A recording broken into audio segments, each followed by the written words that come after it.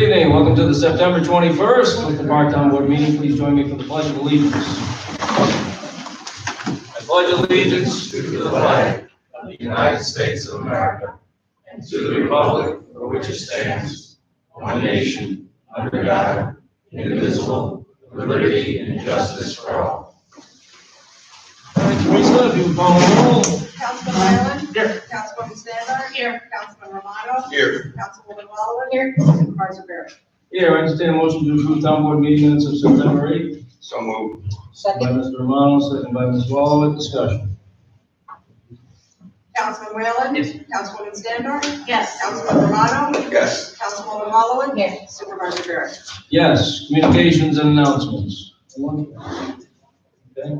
We'll get right to business tonight because we have a lengthy agenda.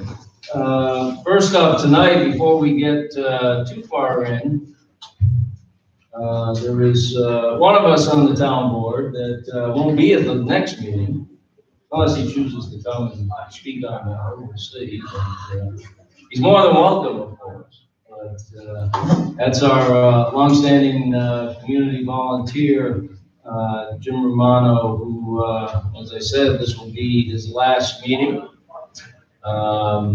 We thank Jim for his many years of service to the town of Clifton Park, spanning decades, certainly not just the town board, but throughout various segments of our community. A lot of that is included in a resolution that we prepared. And Teresa, if you could read that, please.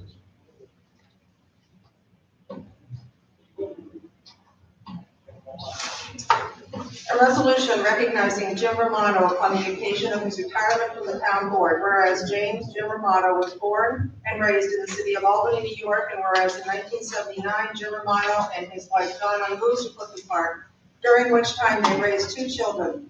And whereas Jim Romano has been a volunteer in the community for decades, serving as both a leader and mentor to volunteer members on numerous town committees and community organizations. And whereas in 1984, as a lifelong sports fan, Jim Romano began volunteering as a coach and director of Jonesville Baseball, later evolving into Clifton Park Baseball, which he continued as a director in the 1990s. And whereas from 1991 to 2002, Jim Romano was an advocate for the local business community as a member of the Southern Saratoga Chamber Board of Directors. And whereas from 1994 to 2000, Jim Romano was an active participant in the town planning board, and then was appointed to the town open space, trails, and riverfront advisory committee from a founding member in the year 2000. And whereas during his tenure on the open space board, Jim Romano served as the chairman or co-chairman, helping to influence the establishment in 2003 of the town's open space plan and the 2005 Western Clifton Park Land Conservation Plan and General Environmental Impact Statement. And whereas in his first run for elected office in 2009, Jim Romano was successfully elected as a member of the town board, Clifton Park Town Board, and re-elected in 2013 and 2017. And whereas Jim Romano also worked in the private sector as an executive in the energy delivery sector, working for Niagara Mohawk, later National Grid for 32 years, and for the New York Independent System Operator for 5 years. And whereas Jim Romano's contributions to Clifton Park are numerous, and the positive results of his hard work will continue to benefit the town for future years. And whereas Jim Romano was previously recognized for his contributions to the town of Clifton Park in 2007 when he was awarded the key to the town. Now therefore be it resolved that I, Town Supervisor Phil Barrett, and the entire town board wish Jim, his wife Donna, of 47 years, and their entire family the very best of everything in the future. And thank Jim for his years of service for the town of Clifton Park. And be it further resolved that I, Town Supervisor Phil Barrett, and the entire town board, on behalf of the town of Clifton Park, do hereby recognize Jim Romano, our esteemed friend and colleague, for his service to the town of Clifton Park. We are honored to have him in our community and declare October 1st, 2020 to be Jim Romano Day in the town of Clifton Park on the occasion of his retirement from public service.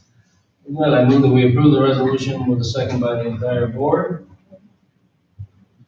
Councilman Whalen? Yes. Councilman Standard? Yes. Councilwoman Standard? Yes. Councilman Romano? Yes. Yes. You should Supervisor probably Barrett. abstain. Yes. He doesn't need. Now, I didn't want to turn this into this is your life, and, you know, Jim's not somebody that certainly jumps out there and wants to gather attention onto himself, but I did have some folks that wanted to say a few words about Jim, people that have worked with Jim over the years, and there's a couple here tonight, we'll hear from in a second, but first, I just want to read a statement from Dave Miller. Dave is somebody that Jim has worked closely with over the years. When we initiated the town open space program in the year 2000, Jim was appointed as a leader to that committee, as was Dave Miller. And this is from Dave. I have had the distinct pleasure of working with Jim Romano for over 20 years. Jim and I were the first Clifton Park Open Space Committee co-chairs in 2000, and together launched the town's open space planning process, plan and program. Jim's wisdom, guidance, and leadership was instrumental in making this program what it is today an incredible success. He provided critical direction and ideas that have been a foundation to the program.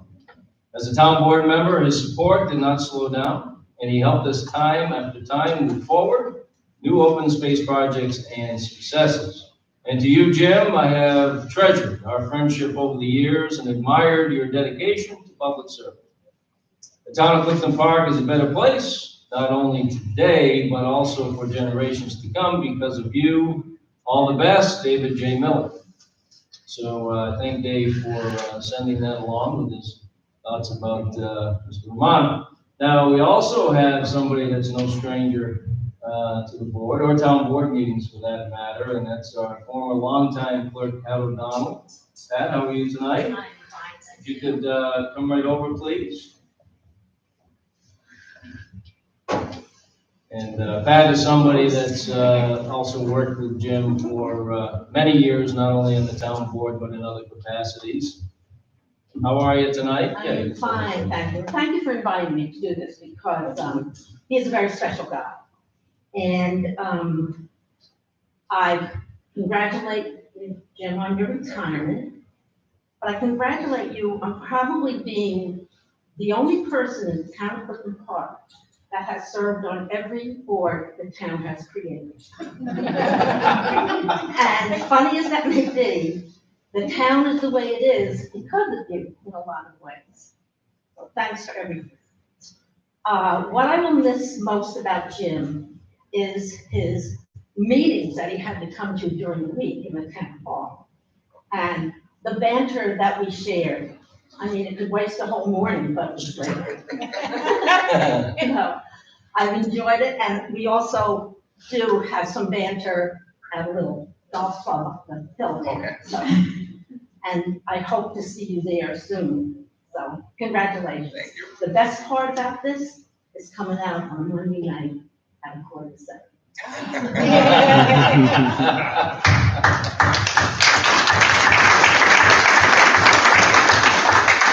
You're not saying you missed the town board meetings, are you, Pat? All right, scratch that. You know. Scratch that from the minutes. We have another gentleman who also has invested a great deal of time and energy into the betterment of Clifton Park over many decades, and that is Steve Bulger. Steve, come on in, please. Steve was former planning board chair amongst other distinguished positions in the town, and somebody that also worked with Mr. Romano for some time. Well, Mr. Supervisor, thank you for this invitation. Board members, always great to see you, ladies and gentlemen. It's a great honor for me to be here tonight, helping recognize the definition of a public servant, Jim Romano. When I first joined the planning board, under Supervisor Barrett appointed me and the board back in 1999, I got the pleasure of sitting next to Jim. And I made sure, after the first meeting, I said, wow, this guy knows his stuff. I got to sit next to him every meeting. And that turned out to be one of the best things I could have done, because his knowledge of the laws, the rules, the ordinances, which are many involving planning and development, was impressive and was a great, he was a great teacher to me in those respects. But more importantly was the way he carried himself. He listened to every single person that would come up to the microphone and give their opinion for or against the project, whatever it might be. He weighed everything very carefully, and really, when he spoke, everybody listened, because his knowledge, his sense of fairness was really, it set him apart.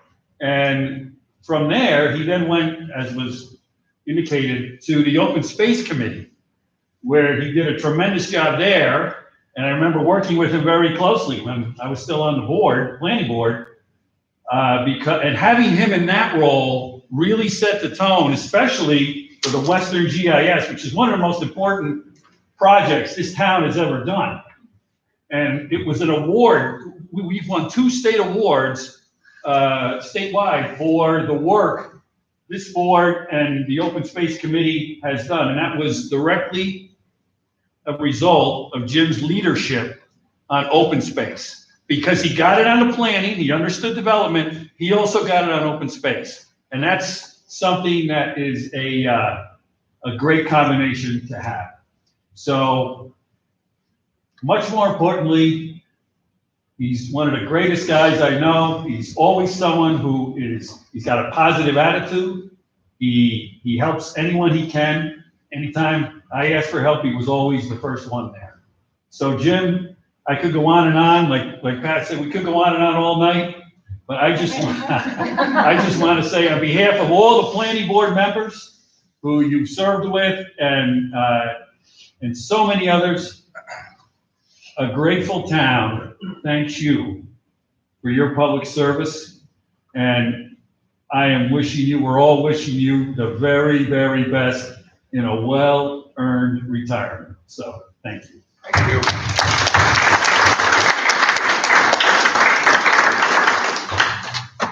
So Jim, I have a presentation, a distance presentation, if you would come up. And it's, we've given Jim so much. He's got a key to the town. Here, I'll let you hold this, and we'll stand a little separated here. Jim has a key to the town. Jim certainly has our admiration. And now you have a framed copy of the resolution. What more could you want? So no, we're very proud of Jim and everything that he's invested in the town of Clifton Park. It takes a lot of work on our committees and boards that are working throughout each and every day and week in the town of Clifton Park. The Open Space Committee, for example, has surpassed 1,700 acres permanently preserved. Tremendous number of new parks throughout town over the last 20 years. And a lot of that is due to the hard work of our committees and volunteers working with our planning department and town board. So again, Jim, I just want to wish you all the best in the future. We're going to miss you terribly. And but we know we'll have a good replacement for you, but those are pretty big shoes to fill, and we can't thank you enough for everything you've done. So God bless you. Thank you. Thank you.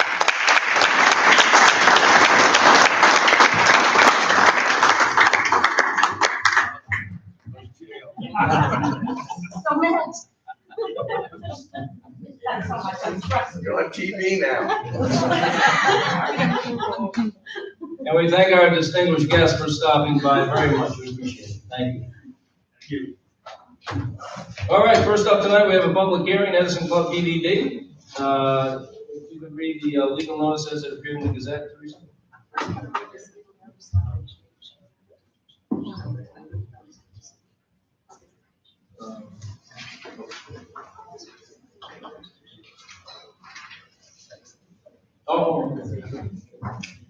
Town board meeting change of address, Town of Clifton Park, County of Saratoga, State of New York, due to potential public participation at the public hearing for a proposal to amend or replace the Edison Golf Club planned development district being held on September 21st, 2020. More space is required per social distancing guidelines due to state requirements. Clifton Park Town Board meeting scheduled for Monday, September 21st, 2020 at 7 p.m. will take place at the Clifton Park Senior Community Center, Clifton Common, and that was in the September 10th edition of the Gazette. Town of Clifton Park, County of Saratoga, the state of New York, notice of public hearing regarding the proposed planned development district for Edison Club Golf Club. Please take notice that the town board of the town of Clifton Park will conduct a public hearing on September 21st, 2020 at 7:05 p.m. at the Clifton Park Senior Community Center, 6 Clifton Country, Clifton Common, town of Clifton Park, County of Saratoga, state of New York, to consider an application submitted by Edison Club Golf Incorporated, zoning change and plan development district amendments at the golf course property located on Riverview Road between State Route 146 and Knott Road, Rexford. The proposed legislation would authorize the reduction of the golf course from 27 golf holes to 18 and provide for up to 215 residential housing units for members, including single-family homes, condominiums, and townhome units. The proposed also provides for the conversion of the existing clubhouse and banquet facility for a senior housing care facility and to allow for a convenience store with gas pumps to be relocated within the property. The remaining 18-hole golf course will be permanently protected. Copies of the proposed law for the town clerk's office with normal business hours to be viewed, and it was in the August 20th edition of the Schenectady Gazette. All right, Eric, before we hear from the applicant and get into the public hearing, open the public hearing, resolution number 1. There's a house cleaning item we have to do before the hearing is over again. We do. Yeah. So, if you could read that resolution, please. A resolution that action to consider and enact a local law amending local law number 2 of 1967 by repealing and replacing local law number 8 of 1999, providing for the establishment of a planned development district to be known as Edison Flood Plain Development District 2, constitutes a type 1 action and issuing a negative declaration under SECR. Whereas an application has been presented to the town board for a change in the zoning code to establish a new planned development district encompassing the existing Edison Club Golf Complex, reducing the number of golf holes from 27 to 18 and providing for residential housing units within the complex. And whereas the applicant has prepared and submitted a long-form environmental assessment form for the review of the proposed legislation, and whereas the town planning staff have reviewed the proposal pursuant to the State Environmental Quality Review Act and have prepared parts 2 and 3 of the EAF, recommending that the town board classify the proposed legislation action as a type 1 action consistent with 6 New York Complication of Codes, Rules, and Regulations 617.4, and have prepared a draft determination of non-significance for the project, and whereas Planning Director John Scavo recommends the issuance of a negative declaration for the town board's determination of significance relative to the requested legislative amendment to the zoning district. And whereas the town board has reviewed the environmental assessment forms and draft determination of non-significance attached prepared by planning staff, and whereas pursuant to Kittredge versus Town of Liberty, the board is required to complete a SECR review prior to closure of a public hearing on legislative changes to the town zoning code, pending further review of environmental impacts and potential mitigation measures by the planning board during any subsequent site plan review. Now therefore be it resolved that the town board accepts the recommendation of the town's planning staff and hereby determines that the adoption of the proposed local law would constitute a type 1 action pursuant to SECR and will not have a negative impact on the environment. Be it further resolved that the town board hereby issues a negative declaration with regard to the proposed zoning amendment, and be it further resolved that this resolution shall take effect immediately. Resolution number 151 of 2020. No, that was that. Well, yeah. Oh. With the number. Yeah. So, Resolution number 151 of 2020, a resolution that action to consider and enact a local law, amending local law number 2 of 1967 by repealing and replacing local law number 8 of 1999, providing for the establishment of a planned development district to be known as Edison Flood Plain Development District 2, constitutes a type 1 action and issuing a negative declaration under SECR. I entertain a motion to approve the resolution. So moved. Standard, Mr. Whalen. John, can you just briefly describe this process?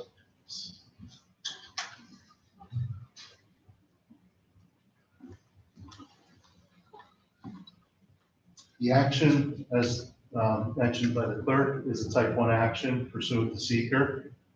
The town board, as the lead agency for the project, was required to notify all involved agencies with a lead agency coordination letter, which was done when the application was first submitted. We did receive comments from some of the agencies involved, which include DEC, Army Corps of Engineers. Reports were sent to other involved agencies such as New York State DOT that we didn't hear comments from to date, but a 30-day period went by after the lead agency declaration. The town board was able to establish itself as lead agents for the project, and we are required by law as a town to close the environmental review process prior to opening the public hearing, and that was based on the aforementioned court case that was part of the resolution. So that's the action that's being considered, and it is a required step prior to open the public hearing. If any environmental impacts come to light after seeker's been concluded, the courts have ruled that you have the ability to reopen seeker. If something earth-shattering comes to light, related to environmentals that either come out of the public hearing or any subsequent studies, if the PDD was to be approved, the next step would be to go in front of the town planning board for site plan approvals. If something comes out of that, out of the detailed analysis, we can look at additional environmental impacts. But at this point in time, based on the complete record that's available and the hard look that the town board has within that file, in the draft notice of non-significance that the board has the ability to adopt, this would conclude the secret process to allow for the public hearing to go forward. Okay. Any questions from John? Lisa? Councilman Whalen? Yes. Councilwoman Standard? Yes. Councilman Romano? Yes. Councilwoman Following? Yes. Supervisor Barrett? Yes. Okay, let's hear from the applicant to get things started here. You guys got everything with you? Yep. Over. Is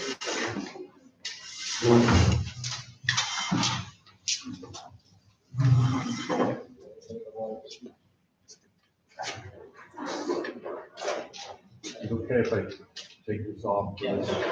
Oh, yeah, that's fine. Would you state your name, please? Craig McLean.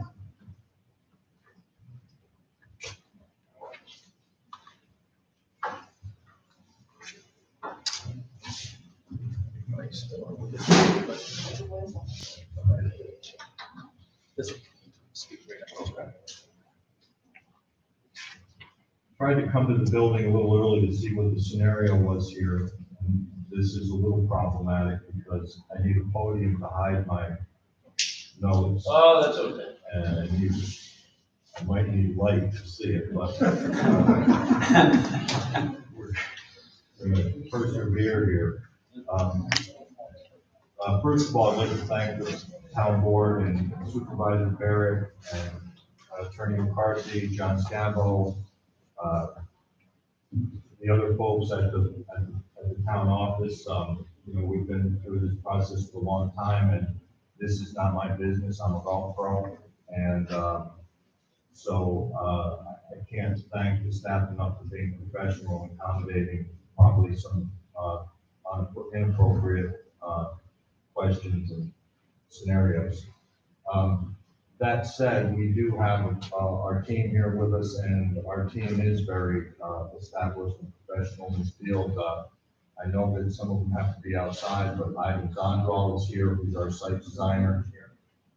And he obviously will answer any questions relative to the intricacies of the site design.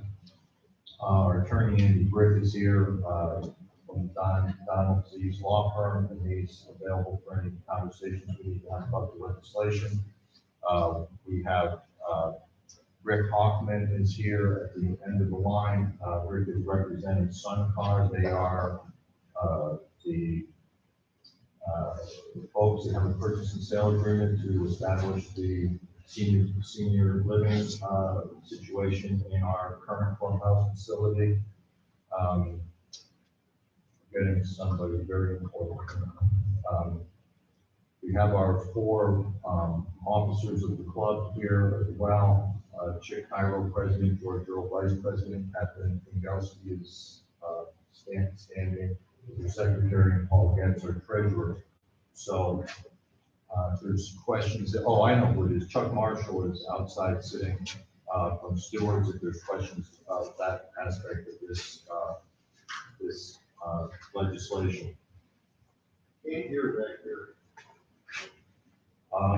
I don't know what I can talk louder. I'll try that. To start with, I'd like to go through the areas that are up on the map that you can see in front of you that involve this project. The first area is on the southwest corner, and that is the Stewards project. The Edison Club proposes to sell plus or minus an acre to Stewards for their expansion. I think I've been told in these meetings that everybody knows what a Stewart store is by now, and I think they're probably very good at site design and what also. If there's questions for that, Chuck Marshall is here and is prepared to answer them. The second space I would like to talk about is that triangle that's in the north quadrant of this design, and that is our maintenance area. That area will become very important to the development because that area will be providing maintenance, the maintenance-free aspect of development project. It will need upgrades and renovation, and that's what that space is on the north side of the project. You can see the acreage and the lines that are drawn around the clubhouse area. That is the purchase and sale agreement that we have with SunCar to sell that building to them, have that renovated for the purposes of senior care. They've submitted the details of that in our planning documents. During the course of conversations with the board, individually and in group, there was some conversation about or concern about the ability to renovate that building to the standards that New York State will require for healthcare. For that purpose, we had Mr. Myers meet with Mr. Hockman, Mr. Karaz, and their attorneys, and they had a very nice meeting, and I think there was some level of comfort given to the town as to the ability to renovate that building and the detail of work that Mr. Hockman, Mr. Karaz, and their engineers have done relative to that building. As an ancillary benefit to this project, clearly the building will be restored and renovated in the same architectural scheme that it's in now, and will remain, a traditional look on that Riverview Road, much as it is today. The next area that you see just to the north of that is the future clubhouse area that is proposed for the Edison Club to build its new clubhouse.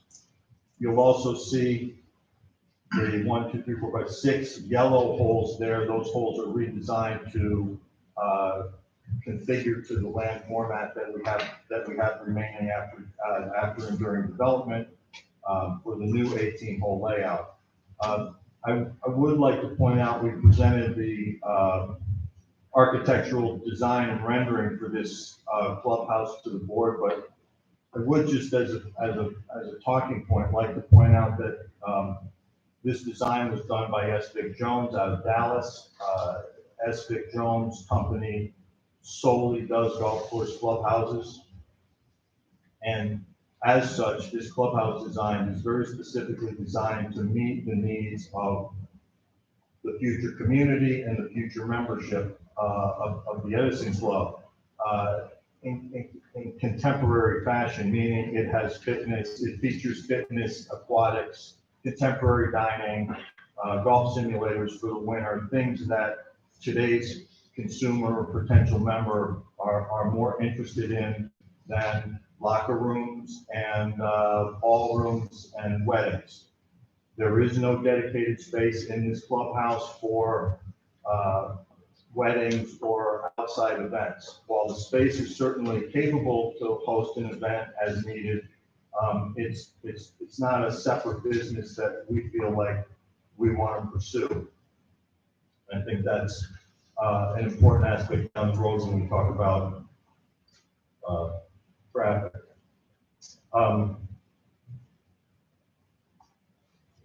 Next, we have the development area. As you can see there, there's a couple things I'd like to just point out in the macro sense. When we sat down and started this process with Ivan Zandral and his group, it was very, very important for us that this community looked like a golf course even after it's developed. As you can see in the design, there's ample green space built into the design. Aside from the green space of the golf course, there's plenty of areas on the roadway that does not have houses on both sides of it, and also the case on the cul-de-sacs and the internal little roads that you see. There's a substantial amount of room left there in green space and views. The other aspect of this is that it was primarily designed, and you can't see it in this picture, but the actual housing units are for the most part very much up and down the existing fairways. So there's not a lot of tree removal. The barrier that exists currently outside around the Edison Club as you drive by remains exactly the same. So for the person driving by or the external view of the club, things remain very much as they are now. I would imagine the only place during any kind of foliage where you would even know there was a housing development there instead of a golf course would be that area on the Dunkin' Donuts, we call it the Dunkin' Donuts portion of 146, where Kulaks and Dunkin' Donuts are. So I think from an outside aesthetic viewpoint, there's really very little change to what somebody would see driving along. The road is obviously private because we would like community members to be able to own and take golf carts to the club to play golf and have that that lifestyle of being at a club. A very important part of this community is the fact not just that it's maintenance free, but it is a bundled club community. And although we explained this many times, a lot of it's still a sticking point or an ununderstood aspect of this development, which makes it very different from other developments. There will be a master HOA in this development, and the master HOA will require a certain level of membership in the Edison Club. That will be negotiated with the developers as to what that level is, but there will be some level of membership at the Edison Club and your master HOA, along with the common services that will happen in terms of road plowing and such. So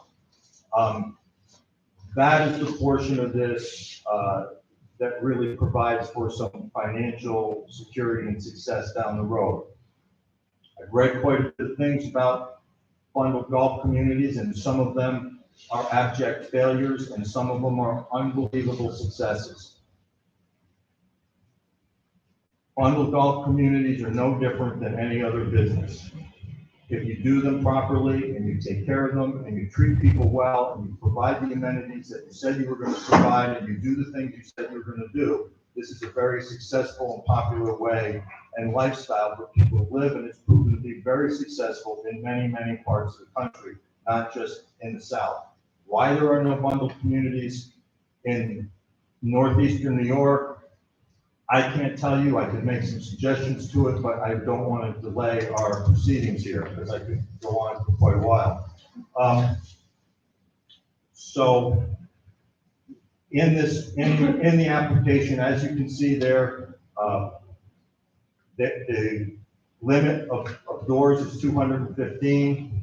The limit of number of doors in a unit is 8, and the limit of the number of 8-unit buildings is 8.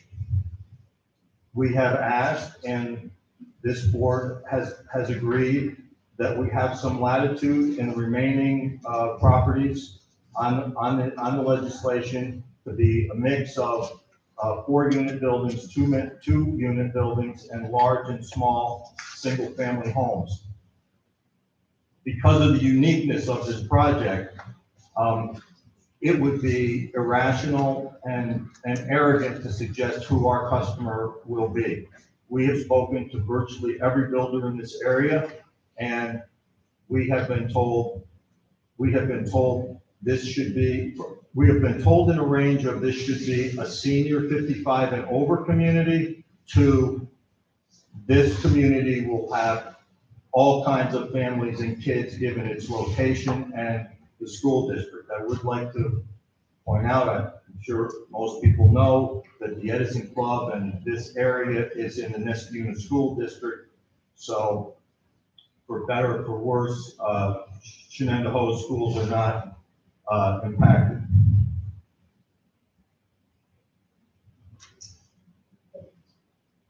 The remaining area in the middle of this project, which you can see outlined in the red with the golf holes on it. We've obviously had conversations with Tom McCarthy, the town attorney, and our own attorneys, and we all have the same common goal for that parcel of land, and that is for it to be protected forever with the strongest possible language that can be used. Attorney McCarthy has informed us that the most powerful way to do that is to have a deed restriction filed with the town, that this is permanent, this will be deeded permanent conservation. We are led to believe that protects the town and the area 100%, that this area will never be developed. And that is in all of our interests. I think that's important to understand because in a lot of the things that, you know, I've read and heard and been questioned on, there seems to be some misunderstanding about what the Edison Club is and isn't, and what this entity is. So, I again, for those of you that have heard this a million times, I hate to bore you with it, but I think it's very important to understand that the Edison Club, to start with, is the community. The Edison Club is made up of the community.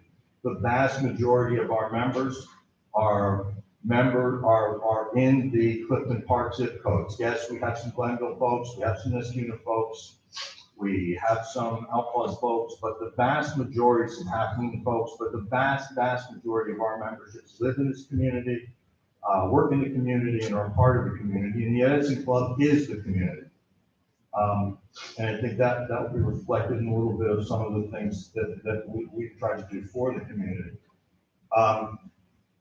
The second part of what is the Edison Club is, and I had some conversations with our leadership today, and they were warning that I stay very politically correct on this topic, but the Edison Club is not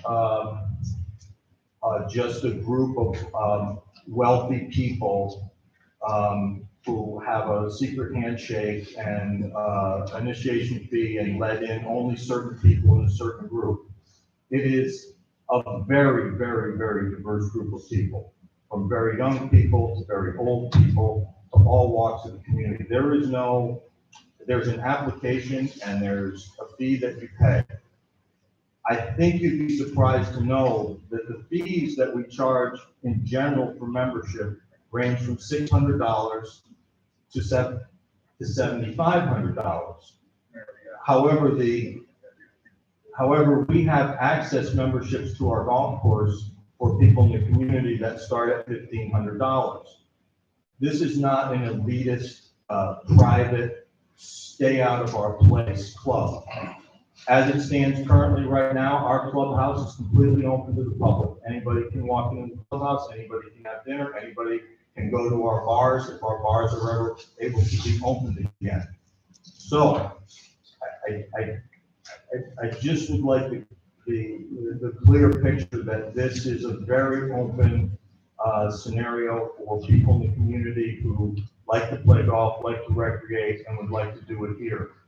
At the end of the day, as much as I might not like to say this, the only difference there's two major differences between us and the other three significant golf courses in Clifton Park. One is we are a nonprofit. The Edison Club is not for profit. So all of the proceeds, every bit of what's going on here that will come into the Edison Club coffers will be spent on and at the Edison Club for those people who are members and the other things that we do at the Edison Club.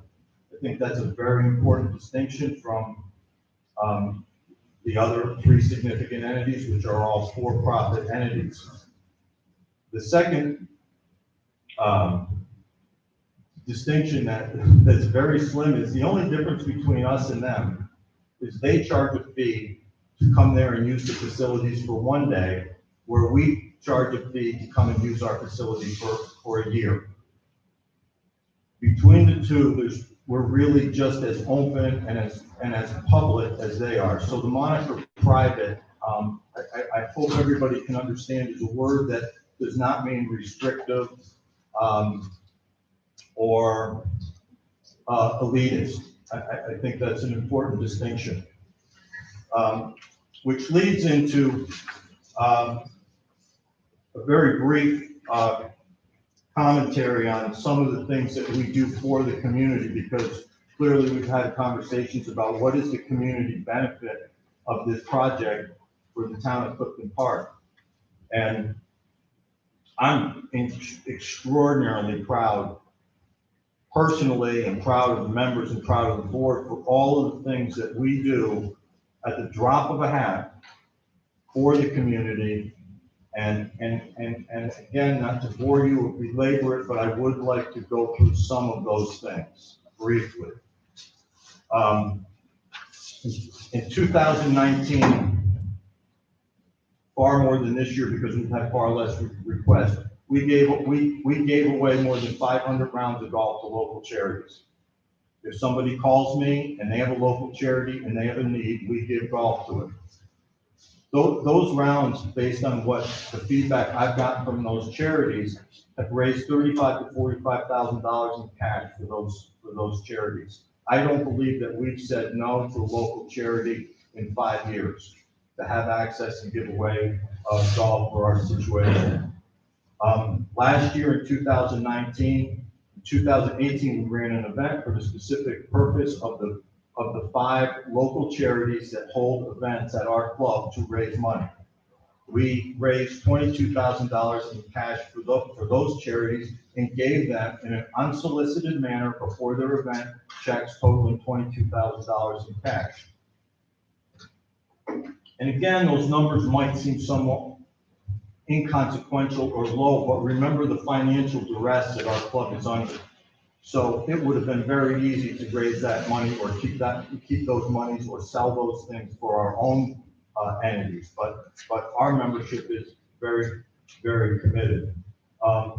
Specifically this year and what's gone on this year, we've had a lot of different kind of requests. We had a request from the Nesciuna golf team because they were disenfranchised from their golf course to come over and use ours. Of course you can. We had a request from the families of the 42nd Division who are very local here and who have a lot of families, who have family members who are deployed overseas. I got a phone call asking if there's any way we could allow the families to come and use our pool or play golf or be hosted at the club. The answer was it was unlimited. We'll give you an unlimited number of pool passes. We'll accommodate anybody who's in that situation to play golf on our golf course at no cost to them, and we'd be glad and honored and happy to do it. We had an odd call from the Schenectady Sharks. was a swim club in Schenectady, of which I know nothing about, but they had no swimming pools. There was no colleges, there was no swimming pools they could go to, there was no high schools they could go to, they had no pools. Can we use your pool? Absolutely. Come on over. They came 6 days a week from 6 o'clock till 10 o'clock in the morning and ran their team. They did pay us some money. I'm not sure it covered the chemicals and lifeguards, but that wasn't really the point. The point was, we want to be part of the community, and we want to help the community as we can. We had several very large junior golf tournaments who, because of COVID scenarios, could not go to the facilities they were at for whatever reason. The local jurisdiction was where they were previously scheduled. Where do they call? They call the Edison Club. What does the Edison Club say? The Edison Club says, yes, we'll take them. We did one for 6 hours on a Sunday afternoon in the middle of the summer. So our ability to donate and give back to the community is really proven. Lastly, I will say that 15 days ago, or on September 9th, and again, this is unsolicited, this is us doing this as our own volition for the community. Our golf professional, Brad Gardner, played 336 holes and raised over $50,000 for Folds of Honor. He's done this entirely on his own over the past 3 years. Obviously, the club supports it as best we can, and obviously it's the members who are donating the vast majority of all of these monies that we're talking about. But that was his 3rd year of doing this, and put his total over $100,000 towards that charity.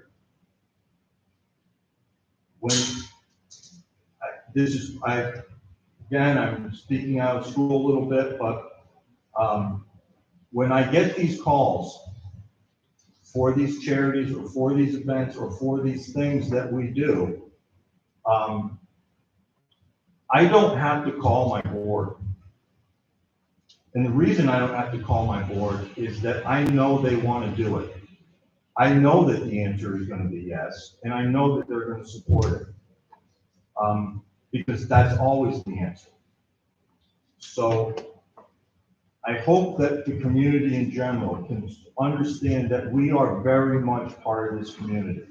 We feel a huge commitment to the community. We feel a huge commitment to green space and recreation and golf. And this plan is essentially a way for us to become successful. And I hope that you can understand that a successful Edison Club can be an even greater part of the community. In closing, just so that we all understand what the facts are here in terms of what our economic footprint is and isn't in the community, our annual sales this year will be just at $3 million. In a good year, it's $4 million. It's a $4 million enterprise. Recently, it's been between $3 and $4 million.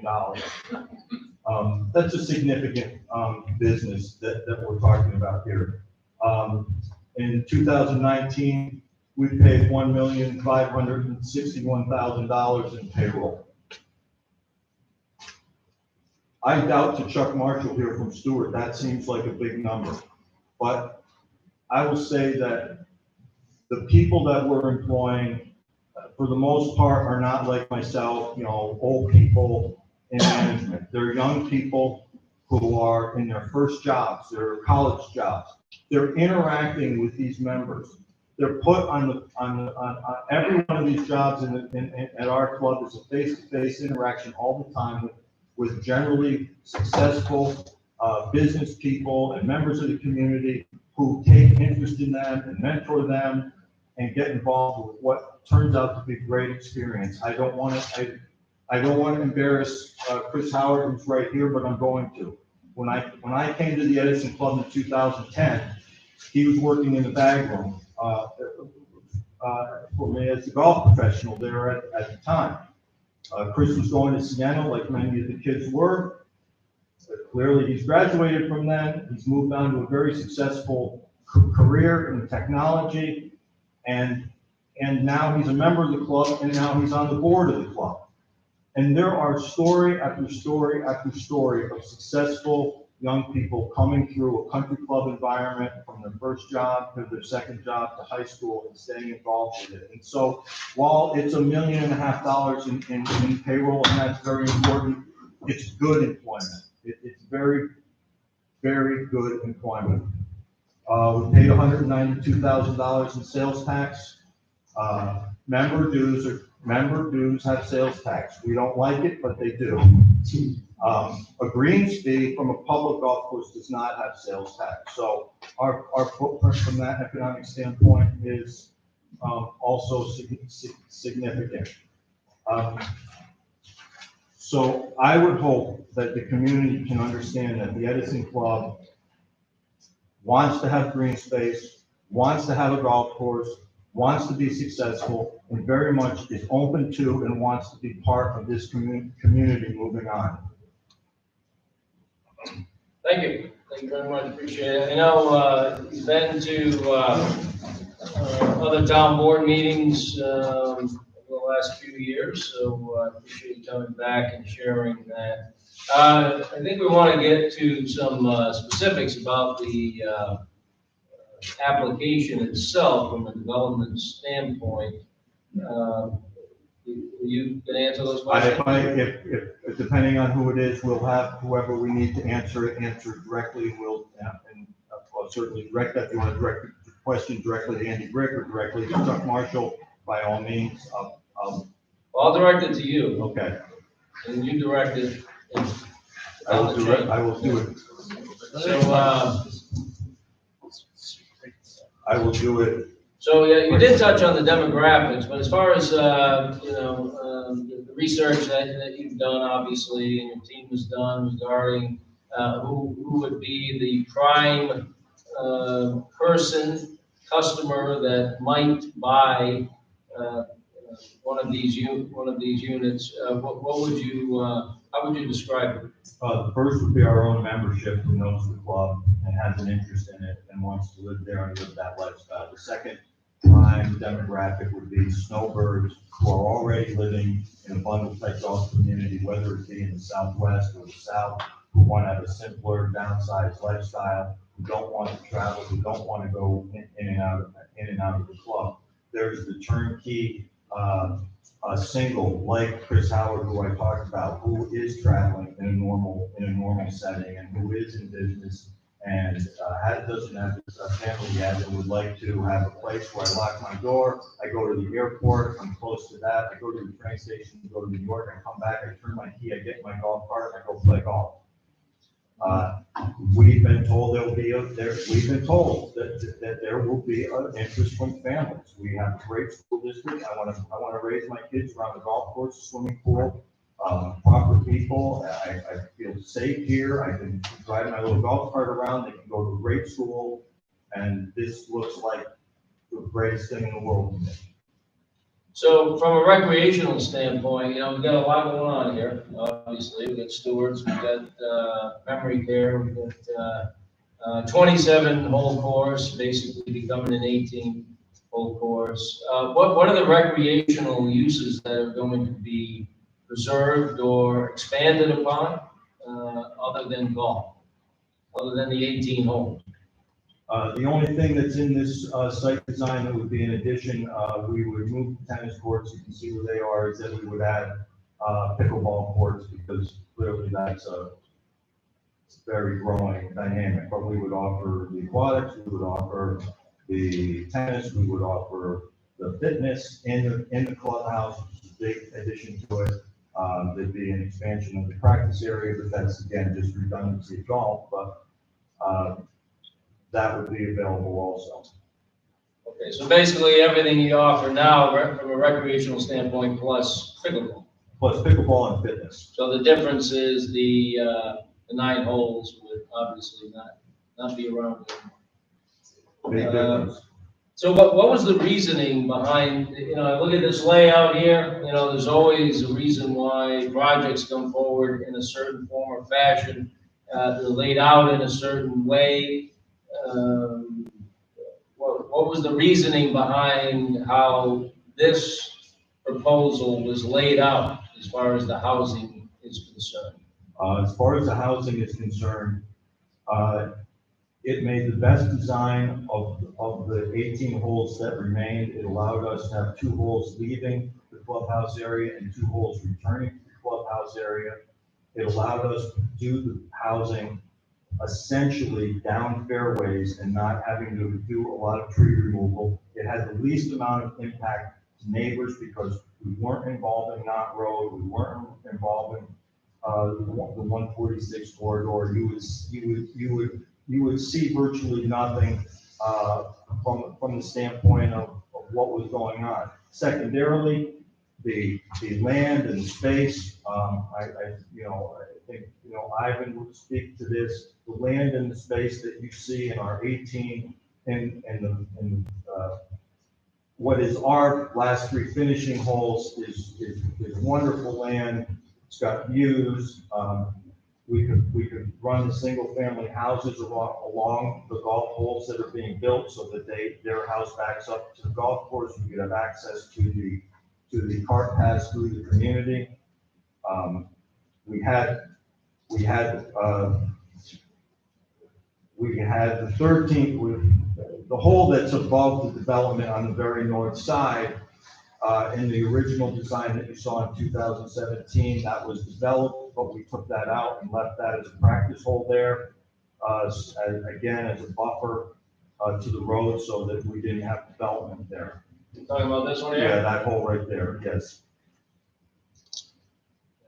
And now there's current homeowners along that top area too, right? They're along the driving range there, and they're very, very buffered there by thick woods. They can't really even see anything on the golf course. Right, and you're proposing that, as you have in the past, that this housing stay along the 146 corridor. Yes. All right. So overall, we have 286 acres, as I understand, right?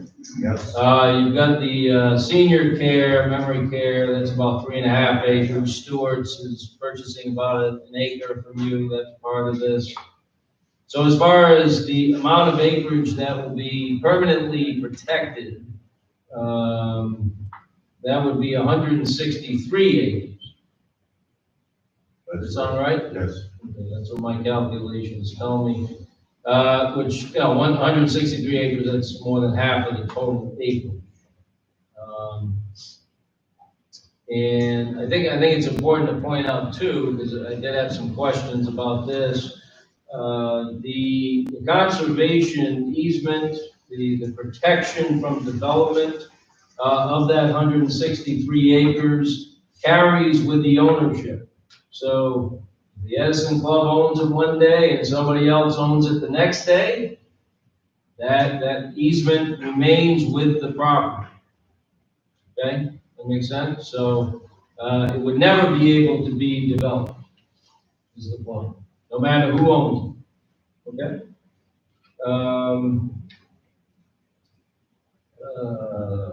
There was one thing about Stewart's, John, I don't know if John would be better to answer or you, Fred, but something to do with the egress to the Stewart's for change. Can you talk about that, just so everybody has a full scope of what the changes might look like? Sure, by picking up the extra land, that's part of the Edison Club for the Stewart's and transferring ownership, it would allow for the fuel islands to be pushed back from the intersection to the new store, and also the curb cuts both on Riverview Road and Route 146 to be moved further from the intersection, which would be a benefit during the AM and PM peaks especially.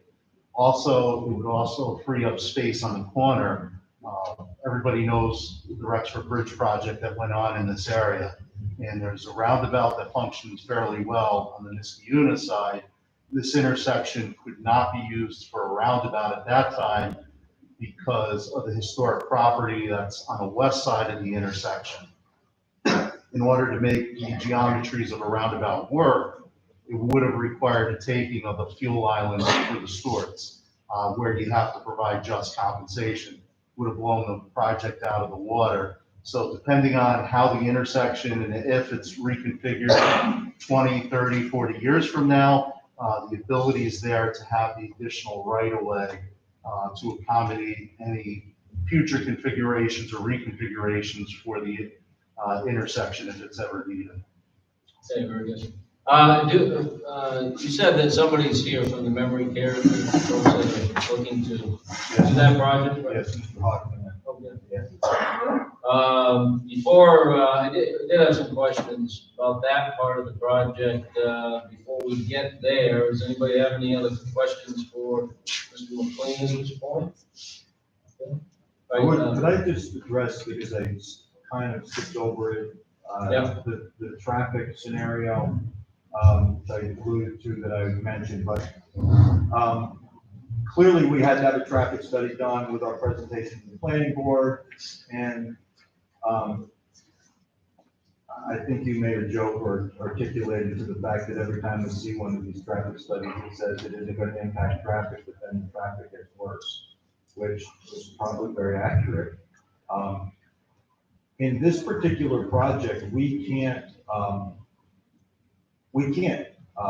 say this is a fact, but I think you can understand that if we have 200 to 300 rounds of golf coming to our golf course every day, and we have banquets and weddings coming to our golf course every day, and we take and reduce to 18 holes and take 66% of the rounds played as being entirely internal to the Edison Club with no car that's coming from the outside, I think you can make the strong case that this project at the end of development will take cars off the road.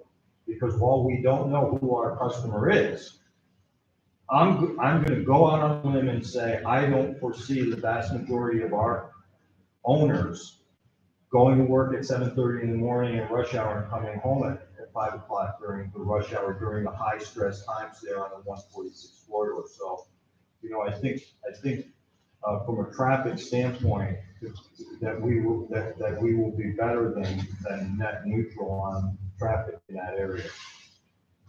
Yeah, thank you.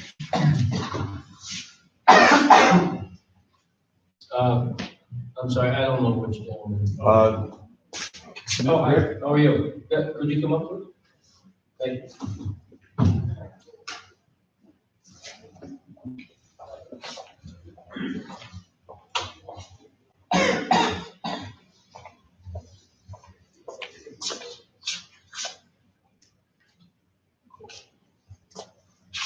How you doing tonight? Good, so, thank you.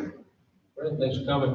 You know, we've talked, yeah, in past meetings, you know, we've talked about there's this being one element of the project, but never really get into any detail. So, I think that would be useful for everybody that's here tonight. In basic terms, what is the plan for the facility as you repurpose the headquarters at this point? And what would be the process if this application were approved? What would then be your process moving forward? Could you state your name for me, please? Excuse me? Could you state your name, please? Rick, R-A-C-K, Hochman, H-O-C-H-M-A-N. Thank you. It's a senior care facility to serve the needs of the seniors in the surrounding community. Suncar LLC is the contract purchaser, and that's David Carraz, who is also a member of the club, and Dr. Nina Sun. What we're trying to do is meet the ever-increasing care requirements of the senior sector of the general populace in the area. We would have daycare, assisted living, enhanced assisted living, memory care, and independent living. Facilities will have approximately 50 rooms and a total of 60 beds. There's ramp handicap access, and there's an existing elevator and a secondary elevator that would be put in. Thank you for the use of the lights. I might, When you get as old as I am, it takes a while to look at them. There would be approximately 30 full-time staff plus contracted vendors and 3 shifts daily of approximately 12 personnel at the busiest times. So there's not a tremendous influx of traffic coming in. so you said total of 50 rooms? Total of 50 rooms with approximately 60 beds. Okay, 50 rooms, 60 beds. The breakdown is approximately 24 memory care with 36 assisted living. Assisted living has private full baths. Okay.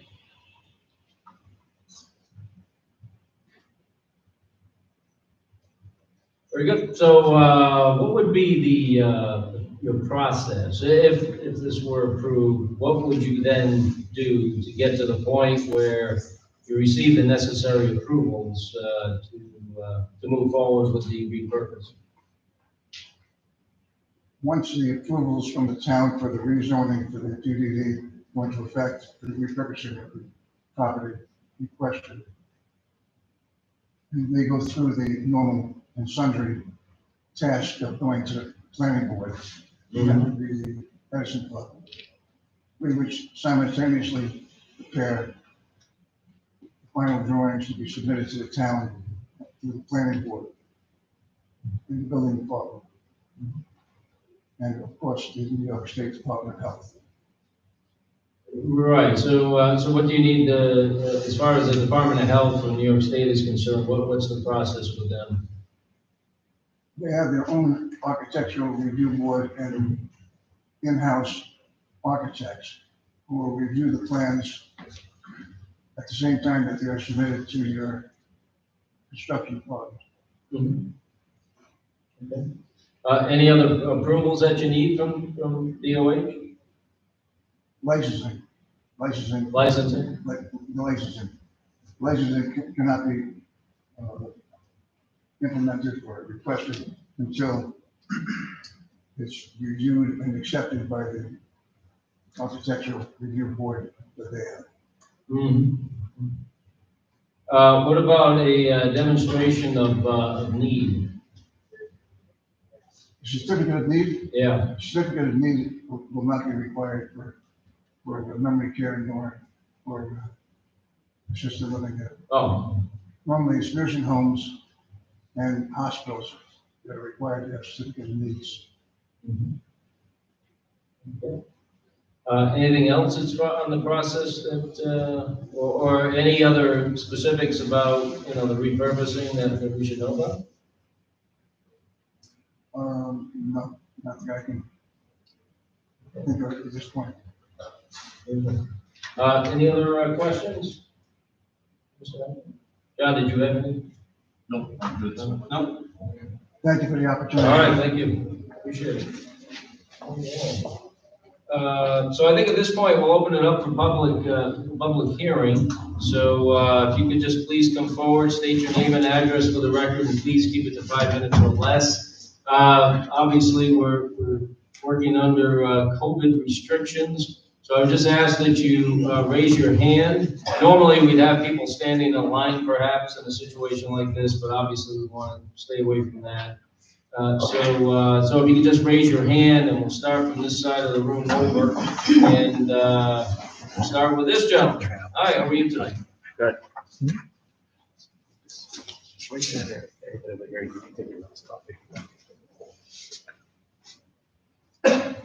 Good evening. Good evening. My name is Jack LaShaw. I live at 10 Ennisbrook Drive, Clifton Park. My wife Maureen and myself have been residents of the town of Clifton Park for almost 50 years. During this time, we've witnessed quite a transformation from a suburban community of approximately 15,000 people in 1970 to over 41,000 residents today. Route 146 was a two-lane road, and where Clifton Country Road and 146 crosses was a small amusement park with a batting cage and other games for families. Demographics was a driving force that moved the growth and development of the town back in the 70s, 80s, and into the 90s. Today, demographics play an even larger role in society and thus our town than before. We have all witnessed the results of the great financial crisis of 2007, 2008 that has presented challenges to the individuals as we and the governments must oversee and adapt to these fundamental changes. That's not to say that the past town boards didn't face their share of issues during these past decades. I can recall a turmoil brought on by the approval to allow the now successful commercial stores that exist along Exit 8. Even the grounds the town acquired to create what is now known as Clifton Commons, where we are tonight, had its share of doubters. Demographics have started to transform our society yet again, and this change requires a new approach to meeting these challenges. It is incumbent on all of us to use the past to access all opportunities to keep our town on the cutting edge when faced with what some might view as difficult decisions. With the advent of online shopping, malls have combined to contract and go out of business. Rather than give into a belief in the obsolescence of these entities, we will be able to look at a reimagined use of these properties and keep them active and vibrant in this new and challenging times. We'll be able to see a value of recognizing these new lifestyles and redeveloping neighborhoods. It is to that end I came tonight to offer my support for the plans to reimagine the grounds and facilities of the Edison Club, an institution that has been part of the Clifton Park community for over 100 years. An institution that generates well over $100,000 a year for community and national charities. This year alone, its members raised over $53,000 for Folds of Honors, a charitable organization that provides assistance to fallen veterans' families. The Edison Club employs approximately 100 people, many who are town and Clifton Park residents. The club offers its grounds to the Shenandoah golf teams and no cost to the school district, as Craig had mentioned before. A reimagined Edison Club will continue to pay taxes on the property to the town. With the addition of new homes, the town will be able to recognize new revenues and no additional costs to the town, as the roads on the property will be maintained by the Edison Club, no increase or cost of maintenance in the town. Thank you for the time this evening. Thank you. Is there anybody else on these first couple of rows? On this side? Yes. Susan? Yes. How you doing? I take this off to speak? Sure. My name is Susan Burton. My address is 338 Riverview Road in Rexford. And I come here tonight to speak about the character and layout of the proposed 200-plus homes in this project. Although this proposal is a modification of the existing PDD, the lands of the Edison Club are central to the character of Western Clifton Park and should be generally subject, even in PDD form, to the same considerations as other properties in the existing conservation residential zoning district which surrounds it. One of these considerations is the application of hamlet residential districts and hamlet mixed-use designs. I understand that this is a private membership organization. However, considering both the volume of the proposed development and location of this development in an important corner of town, the town would be remiss not to consider future integration of this new neighborhood into the existing town fabric. Hamlet residential design principles are outlined in the Western Clifton Park Design Guidelines, and specifically reference the traditional hamlet of Rexford. The guidelines include considerations around sense of place, walkable environments, traditionally styled local architecture, lot and house and street size, streetscapes, civic areas, neighborhood greens, public plazas, pedestrians and vehicle circulation layouts, sidewalks, parking, trees, and lighting amenities, just to mention some. These guidelines have been detailed in town documents for some time, but the opportunity to apply them has not yet arisen. The town should follow the Hamlet design criteria for this project and work to keep this property connected to the broader community and avoid the appearance of an isolated island within Western Clifton Park. This project would be an ideal setting to not only work with the Western Clifton Park design guidelines, but also take into consideration how this proposed new neighborhood could someday be incorporated into the public landscape, how inclusion of some mixed-use retail could affect traffic volumes in and out of the properties, how more insightful planning today could contribute to a more successful outcome 10 to 15 years down the road for this important part of Clifton Park. I urge you to work within the parameters of the Western Clifton Park design guidelines for Hamlet residential and Hamlet mixed-use development as you evaluate this proposal for the Edison Club properties. Taking this step now will help ensure the best in outcomes for the proposed project and its future viability into the overall community. Thank you. Thank you. Anybody else on these first couple of rows here? Doing things a little different tonight, but just trying to, again, make sure everybody's listening. Sir? Yeah, you're on the next row. Thank you. Thanks, sir.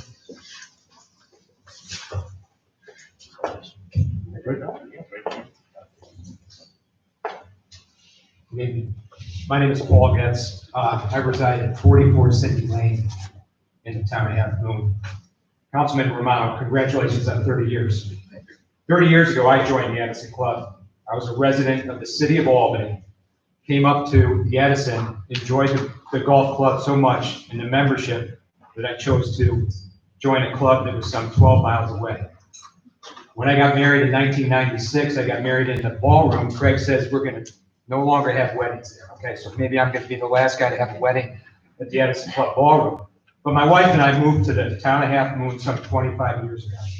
This Edison Club has been a part of our lives for some 30 years, 25 years as a married person. My son graduated from Shen last year, playing 4 years on that high school team. I served as the president of the club in 1999.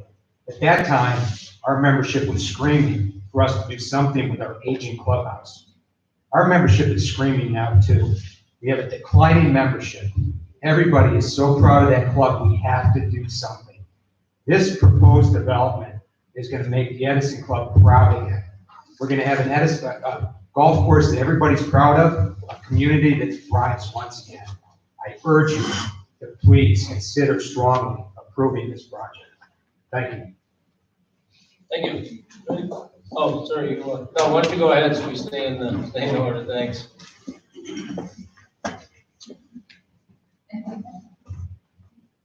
My name is John Ryan. I live at 7 Crown Point with my wife, Regina. My history at Edison Club goes back over 50 years. My parents were members in the 60s, so that's where I learned to play golf, where I learned to swim, where I played in the golf. My father started his company here in Clifton Park in 1972. I went off to college and came back. I've been worked for him for 20 years, took over the company in the early 90s, and I'm still running it today. 6 years ago, my wife and I decided to go out to Scottsdale, and we were looking for a place to retire. And we joined the Bundle Golf Community. We weren't sure that this was going to work, but boy, oh boy, did we fall in love. You got the gym, you got your golf, the community. We love it out there, but we also love the Edison Club. This project is exactly what we'd be looking for when I retire. We don't need the big house that we have. I would love to have a lock and leave with the HOA taking care of my lawn, taking care of the plowing. I got a property manager that'll look at our property when we're gone.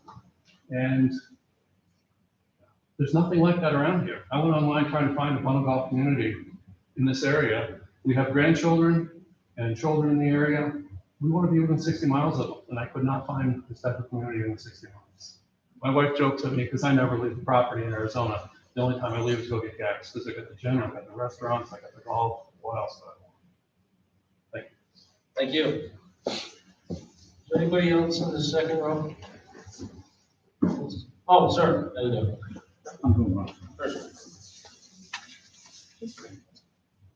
I'm John Tattersall, 16 Cinnamon Lane, Half Moon, New York.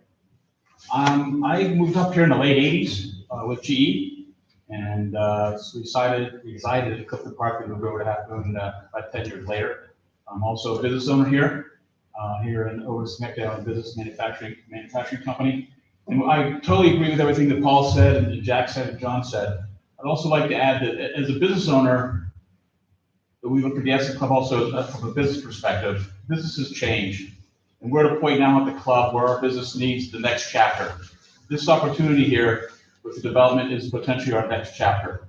Ability for us to create a story that's very positive for the members, very positive for the community, and very positive for the environment and everything else going on.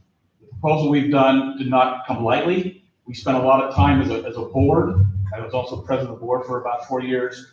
We've spent a lot of time discussing as a board and as a membership of what's the right thing to do overall for all those three entities. And I think you'll see in the red that this satisfies those criteria. And I urge you strongly to consider it, as the others have said, and I think you'll be happy with the results if we can get this through. Thank you. Thank you. Anyone else in the first two rows on this side? Anyone down this third row? Yes, sir. Second in line. There you go. Hi, my name is John Eaton. I live at 8 Merrill Drive in Park, New York. Like Craig, I'm a PGA golf professional. I'm 45 years old. I worked at Edison, and now I'm a member there. But for me, the Edison's about life or death, because in 2015, I got diagnosed with inoperable pancreatic cancer, stage 3. And I went to local hospitals in the area, and they basically told me I didn't have more than 3 to 6 months to live. So myself and my family, we decided to seek treatment elsewhere. And I'm here to tell you, if you have a gastrointestinal cancer, it costs a lot of money to fight it properly. So Edison did a massive fundraiser for me. And I went to Roswell Park, had 14 rounds of chemo, 5 weeks of radiation. I now go to Sylvester Cancer Center, which is in the University of Miami. I've had 2 experimental surgeries, and I got diagnosed 5 years ago, and I'm healthy now and doing really well. And if it wasn't for Edison, I wouldn't be here today. But it's far more reaching implications, because the 2 experimental surgeries I've had, it's gotten FDA approved based off my case nationwide. So they have not only saved my life, instead of 2 hospitals that do the surgery, Sylvester, there's also University of Kentucky, but there's 50 other hospitals in the country that are doing this surgery as well now. So they saved my life, and they're saving other people's lives, and I wouldn't be here today. I wouldn't see my daughters graduate high school this year. My 2 goals when I got diagnosed was to see her drive and see her graduate, and it's going to continue as I keep getting good scans. So I owe Edison everything for that. God bless you. Thank you, appreciate God it. bless you. That's a lot. Merrill Drive, you said, sir? Yeah. Yeah, Merrill Drive. Is there anybody else in this third row here? I know it's a little different way of doing this, but right down this row here. Okay, we'll go to this row. Anybody down this middle row that would like to speak? Okay. Go over to this row. Yes, sir. Come on up. Appreciate everybody's patience with us moving here to this facility tonight and doing a little impromptu setup.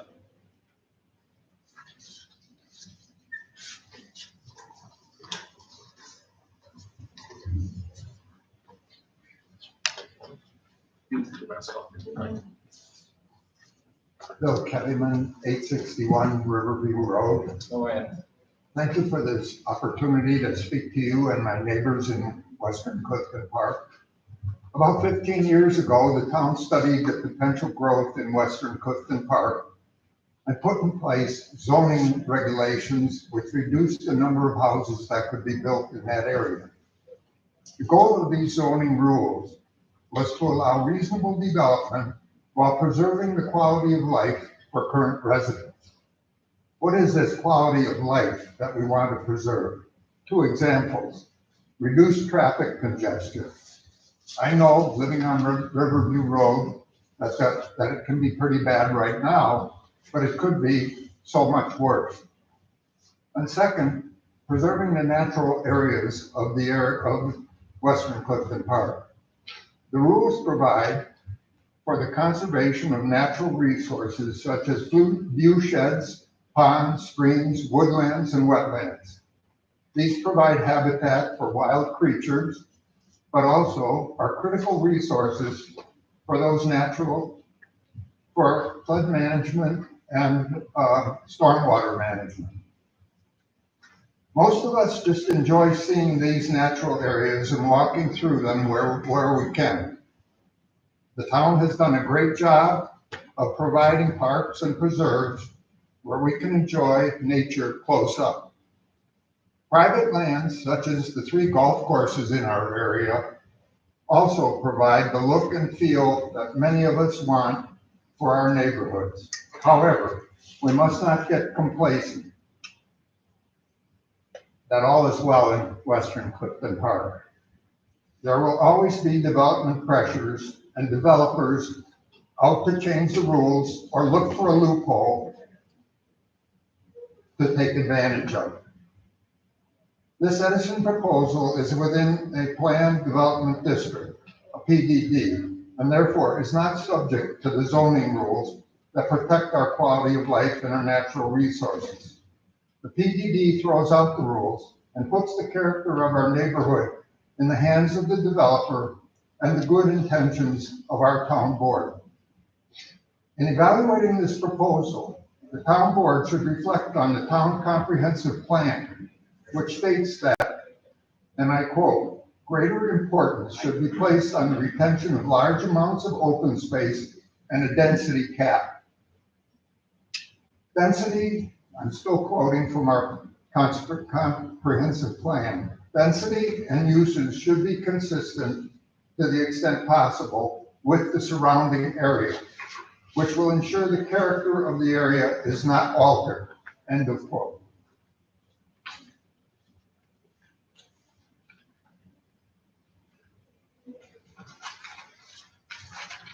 On the east side of Knott Road, across from the Edison Golf Course, there is some acreage for sale. Under the current rules, a developer of that land could put 100 houses on 300 acres while preserving roughly half the land as open space. On the other side of the road, the Edison Club developer proposes 200 homes on approximately 100 acres while preserving a private 18-hole golf course for their exclusive use. The Edison Club is asking for double the number of homes that the rules would normally allow. This is not fair to other developers, and it's not fair to the surrounding neighborhood. The proposed development density is out of sync with the rules and out of character with the neighborhood. If the Edison Club felt that they have to have 200 homes there are actually provisions to do that within the rules. The town board would have to approve it, and an incentive fee would have to be paid. That incentive fee would then be used to buy open space to lower the overall housing density in the area. There is no good reason why the applicant cannot play within the rules, except that they want to increase their financial return on the project by exceeding the housing density of the surrounding areas. Excuse me, you have about 30 seconds left, sir? Sorry, I couldn't hear that. You have about 30 seconds left? Oh, okay. All right, I'll finish up. Remember that this project is about money. The Edison Club is a private club of well-to-do people. It is not a charity. The town board can and should require the Edison Club and its developer to abide by the same set of rules that would be required by the developer across the road. And it should abide by the comprehensive plan. Thank you. Thank you. You're correct. This is a PDD originally, and this would be a repeal and replace of a PDD. So it is different than the normal zoning process. That's correct. Yep. Yep. But that's based on the history, not something that this town board has created. Anyone else in that row? That same row? No? Let's go to the next row. Is there anybody in that row? Second to. How about the far row? Yes, sir. Good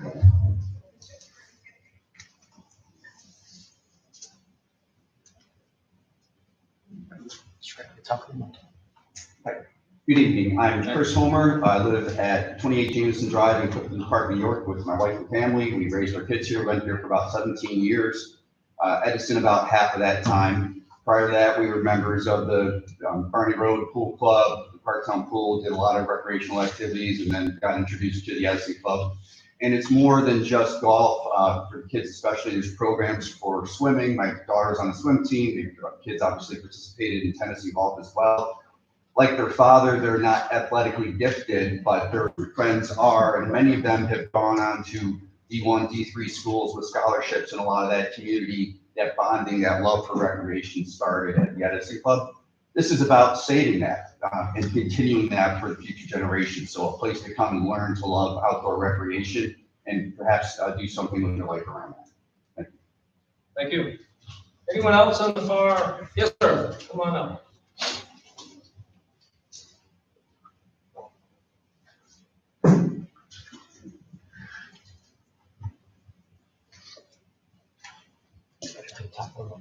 Hi, I'm Richard Berkowitz. I'm here with my wife tonight. I just want to thank you for having this public hearing and hosting us tonight. And where do you live, sir? Oh, I'm sorry, 15 Duchess Path, Clifton Park, New York. I come here tonight to speak in favor of the proposed Edison Club project. Me and my wife have been residents, and I'm a business owner in southern Saratoga County for the past 28 years. We've also been members of the Edison Club for the past 15 years. We've seen many changes occurring in the golf industry and at the Edison Club in particular. As our population ages and young parents become more involved with their children's sports and activities, there's less time to spend on the golf course. This, among other factors, has caused a decline in the golf industry, and it's caused financial difficulties in many private and public golf courses.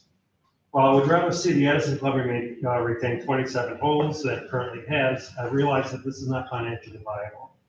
By changing the current PDD to allow a unique housing development along the periphery of the course, a palliative care facility and an expanded storage shop to be constructed, this board can allow the Edison Club to continue to function and serve as a gateway into Clifton Park. Changing the PDD will also allow a historic structure to remain and serve as a superior facility serving our elderly in a way that no other facility does, giving comfort and palliative care to the infirm and elderly population. As a long-term planning board member in a neighboring town, I see many benefits to this project. One, a bundled community on a golf course will keep traffic off the surrounding roads. As all residents of the community are required to be members of the Edison Club, this will remove hundreds of cars off local roads and keep them within the development. This project will need no traffic mitigation as there will be less traffic back and forth into the club. Two, as with other projects we've seen built around golf courses, there's little impact on local schools as the majority of the residents who utilize this type of community have grown children and are looking to downsize. This will add to the tax base without increasing the burden on our local school systems. Three, this bundled community will allow the Edison Club to remain the premier golf course in the Capital District and continue to contribute to the community. The Edison Club just last week has raised over $50,000 for the Folds of Honor charity. This charity provides educational scholarships to the children of our fallen and disabled service veterans. This is the third year in a row our golf professionals and membership have supported this worthy cause. Each year we have increased the amount raised for these special children who have suffered through no fault of their own. The Edison Club is also the home course for the Shenandoah golf team. The team has a team that has sent many college athletes or student athletes to college on full or partial golf scholarships. The club has also hosted many outings for local charities such as Toys for Tots, the local YMCA's, and local hospitals. I see no reason why this project should not be approved. In my opinion, as both local residents, Edison Club members, and a planning board member of Half Moon, it is a win-win proposition for everybody involved. The town receives a unique golfing community with little impact on town services. The community keeps the majority of land as green space. The elderly and medical community are allowed to keep a historical building and convert it into a palliative care facility to allow people to have a dignified end of life. Thank you for your consideration and diligence in this matter. Thank you. Thank you. Anyone else in that far row? Okay, how about the back of the room? Anybody in the back? Okay. Oh, yes, sir. Come on down. I didn't miss you the first time, did I? No, I didn't. Oh, good, all right. I was late. Hi, my name's Bill Dow. I live at, with my wife at 100 Folsom Lane in Clifton Park. And been a resident of Clifton Park for 25 years. And my wife was the 7th family to move into Country Knoll, just outside of Jonesville. 7th? Back in the 60s, I believe. 7th Yeah, it family. would be the 60s. She used to walk to the Jonesville store to get penny candy with her brothers and sisters. Anyway, before I just have a few comments to make. I want to congratulate Jim. I worked with Jim for 15 years at Niagara Mohawk and National Grid, and congratulations. Jim was a real leader at our company. I don't know this for a fact, but I bet when we merged with National Grid that you were considered for higher office. And in order to do that, you had to relocate to Boston, right, Jim? And he said, I'm not going anywhere. I'm a resident of Clifton Park. So we're happy for you, Jim. Thank you. I think you also developed the natural gas in Clifton Park, which really contributed to the road. Made it viable for Country Knolls to move in. Anyway, so I stand in support of the PDD for Edison Club. I've been a member for 4 years. I'd have to say my support is selfish because my wife and I are real interested in buying one of the new homes, should the PDD be approved. We're not snowbirds. We want a permanent location that we can share with our family. We have grandkids now. We'd be closer to them. They already love the pool. Just yesterday, I played golf with my son-in-law, who's not a member. We were right behind 3 Shin golfers that weren't members, but we're playing there as a part of their team. And another thing that I enjoyed seeing this year was the Schenectady Sharks using our pool at the crack of dawn.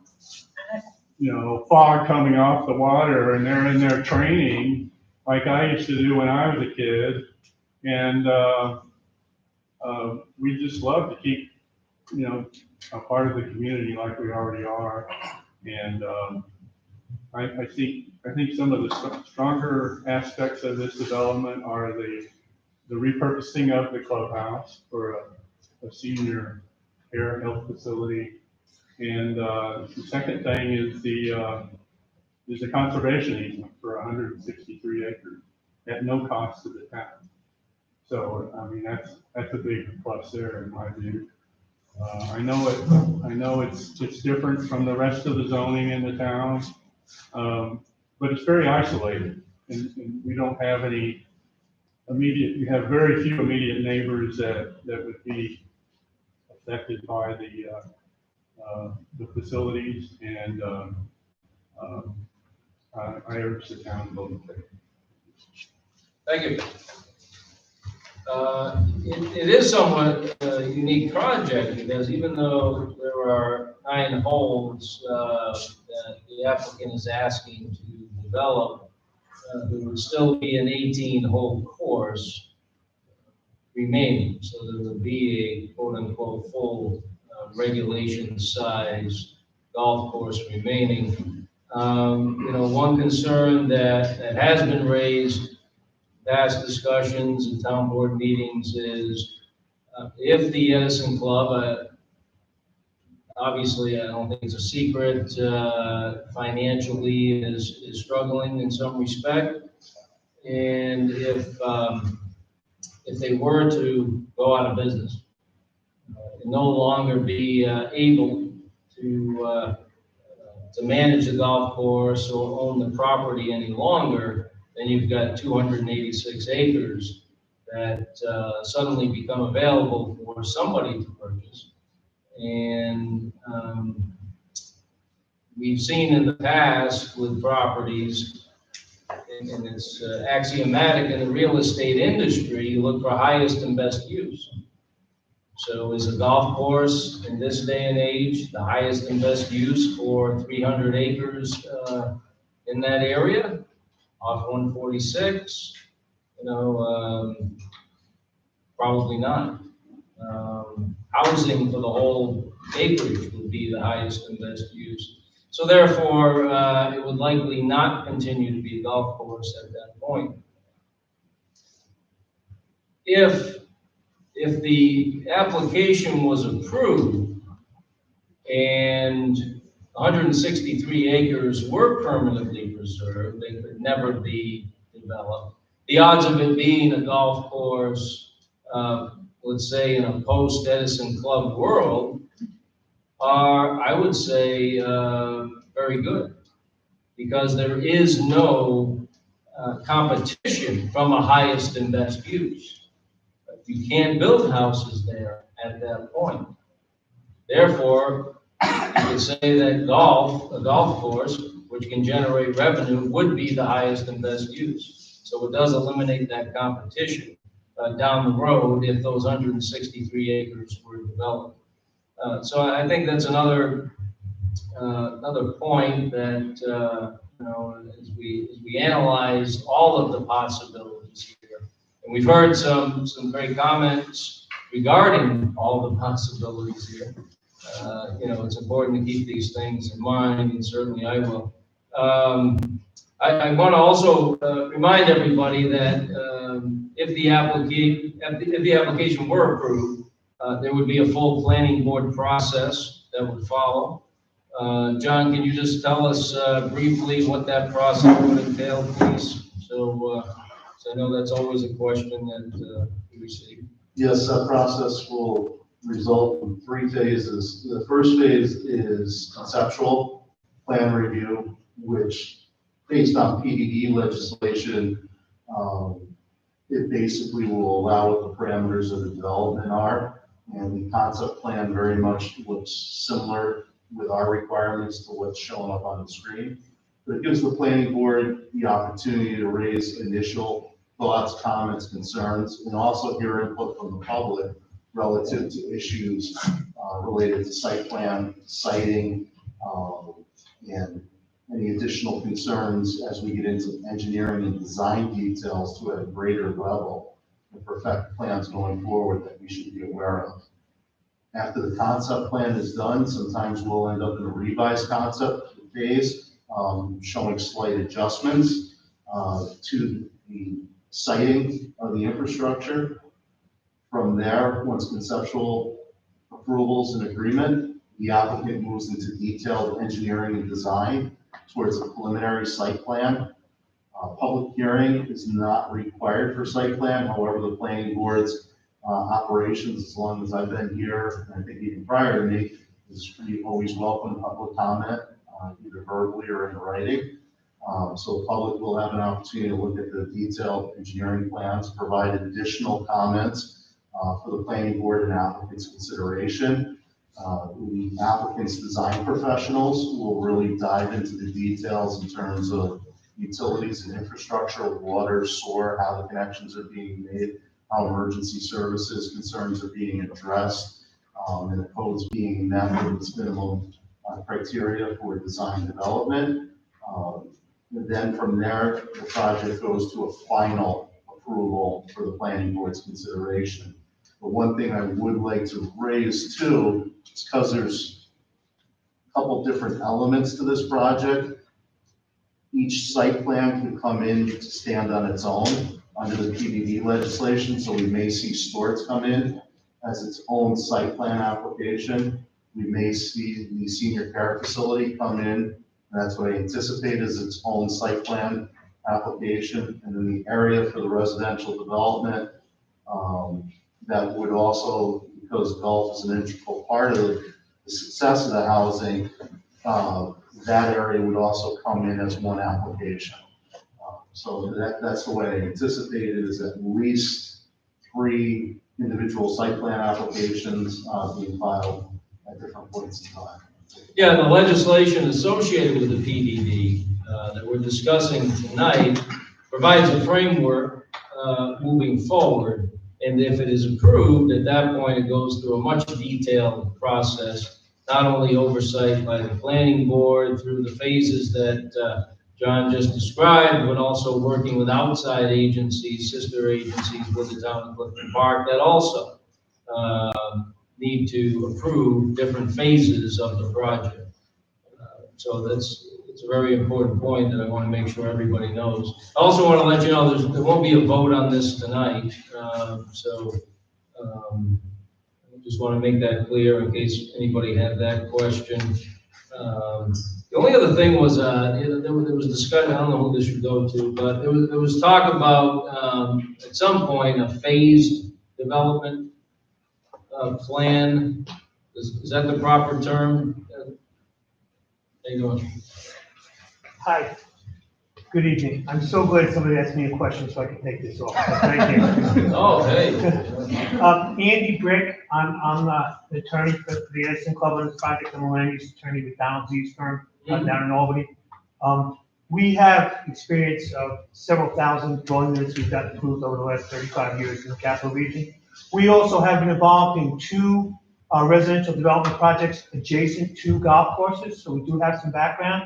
And based upon what we've seen with the success of those projects, I can say that this is a home run. The way it's designed, it's gonna be very successful. We're very excited to be participating and helping the Edison Club. Not many of my clients are not-for-profits, so it's great to be working for a not-for-profit. And at the same time, it's great to be working towards preserving 163 acres of land. So it's a win-win-win in our opinion. The residential component is proposed to be phased in 3 phases. The construction, primarily what you see up there would be from the right to the left, phase 1, phase 2, and phase 3. And that's standard with projects this size. You just can't build everything at once and expect to sell it. You have to phase it and then progress. We anticipate will go very quickly. Again, we think this is going to be a very successful project. I have 4 people who keep asking me, when is this going to happen? Because they all want to move in for different reasons. Some of them are snowbirds that want a condo on the Edison Club, be an Edison Club member. Some want it with a family, it's a single family, want a single family, so they can be back onto the golf course. Surprisingly, not so much for the golf, but more for the ability to go out in the backyard and walk 18 holes in the evening when the golf calms down. So people look at it for other amenities in addition to the golf. But just anecdotally, there's a lot of interest from the people who are talking to me. So I think the 3 phases would happen quickly. Each phase, the construction of each phase would be self-contained in terms of infrastructure. So the infrastructure would be progressed up in phase 1. So there will always be the infrastructure following the phase. But the proposal is for 3 phases. One of the issues that I've been working through with Mr. McCarthy, who's been really, really helpful in this process, and I've appreciated his assistance immensely, is the question of at what point would we need to punch in a secondary emergency access? And we had proposed some language in the PDD legislation. And if that language isn't exactly what your design professionals would like, for example, your fire chief, your code enforcement official, Mr. Scavo, that is something we can adjust and provide at any point that's required by your professionals during the design process through the planning board. So I do know that that was one issue that was out there that was undetermined at this juncture. We have the ability to move that. Your code requires a secondary means of access when there are 18 dwelling units, which surprisingly is more restrictive than the state fire code. The state fire code has a threshold of 30 units. So we think in our design phase, 30 units would be closer to it, but so we'd ask for an exemption from that particular section of code, only so we don't have to go get a variance from your ZBA. But we can work with your professionals and your staff to come up with the appropriate time and location for that emergency access to ensure that all emergency responders have the access that they require. No, the regular access is planned for, we've got the access on the Riverview and also access on the 146, right? That's correct. Somebody had mentioned historic structure. What was the year that that the building was built? Anybody know? Okay. Original was by 1924, 1946. 1924? Oh, okay. I was curious. Great. Okay. Thank you. That answers that question. All right, okay, so I think we went through everybody here, right? Now I asked Matt to go, yes, ma'am, come on up. I asked Matt to go out and ask, we have a few folks, okay, good. Are they in the back or are they out here? Oh, Just off the wing. All right. Hi, how are you? Good evening. I'm Kathleen Pingelsky. I live in Park Lane.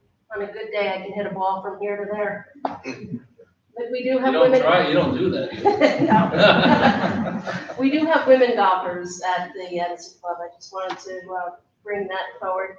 In addition to that, we have been members, I'm here with my husband Bob, and we've been members for just about 5 years. I think, Mr. Barrett, you asked the question, what other type of recreational things would happen? One of the things, we live in the Northeast. We can get out on that horse, we can cross-country ski, snowshoe. I was a big part of the Shen Nordic team when my kids were through that program, and we did fundraising for a track leg. Jeff does some great work with his snowmobile, but it's not a track leg, so if we could form a partnership with the Shen Nordic, and I know the town was involved in it as well, and we could run some tracks. Now we have golf in the summer, and we have skiing in the winter. Now we have a full season in addition to that. So you kind of took my thunder away saying, if this doesn't go through, then what?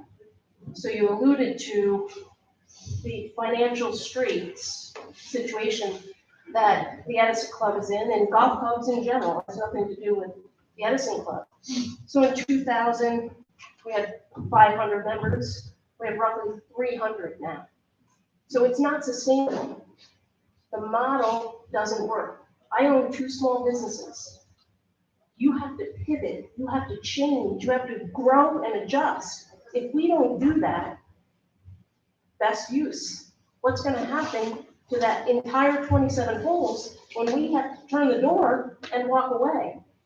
That's not a situation would anybody in the community, regardless of member or not a member, would want to have happen in Texas. So I urge you to pass the PDD, because it is a pivot that is necessary in today's world. Thank you. And a PDD is different from a zoning aspect compared to quote unquote regular zoning that might be in place in any particular part of town, but it also offers the town a little more control through legislation as far as what the basic project will entail. So there is that benefit to this process. Matt, is there somebody, hi, how are you? I'm well, how are you? Good, thanks for coming.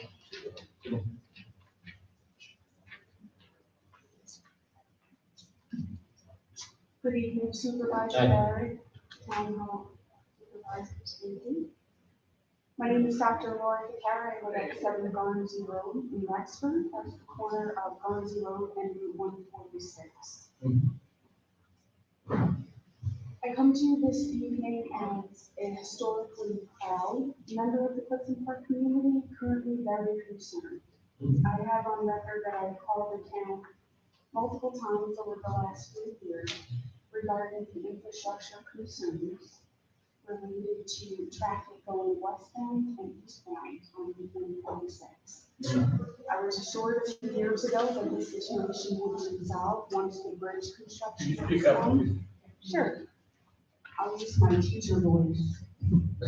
I was assured that the backup would resolve itself once the bridge was completed. That has not yet happened to date. I definitely understand the need for the Edison Club to remain financially viable and recreationally relevant. However, to do so without considering the infrastructure needed to support that will not maintain Clifton Park as a nice place to live, play, and work, as we tell ourselves. I understand that such a community and increase in capacity will increase tax base to keep all the taxes that way. That's always good.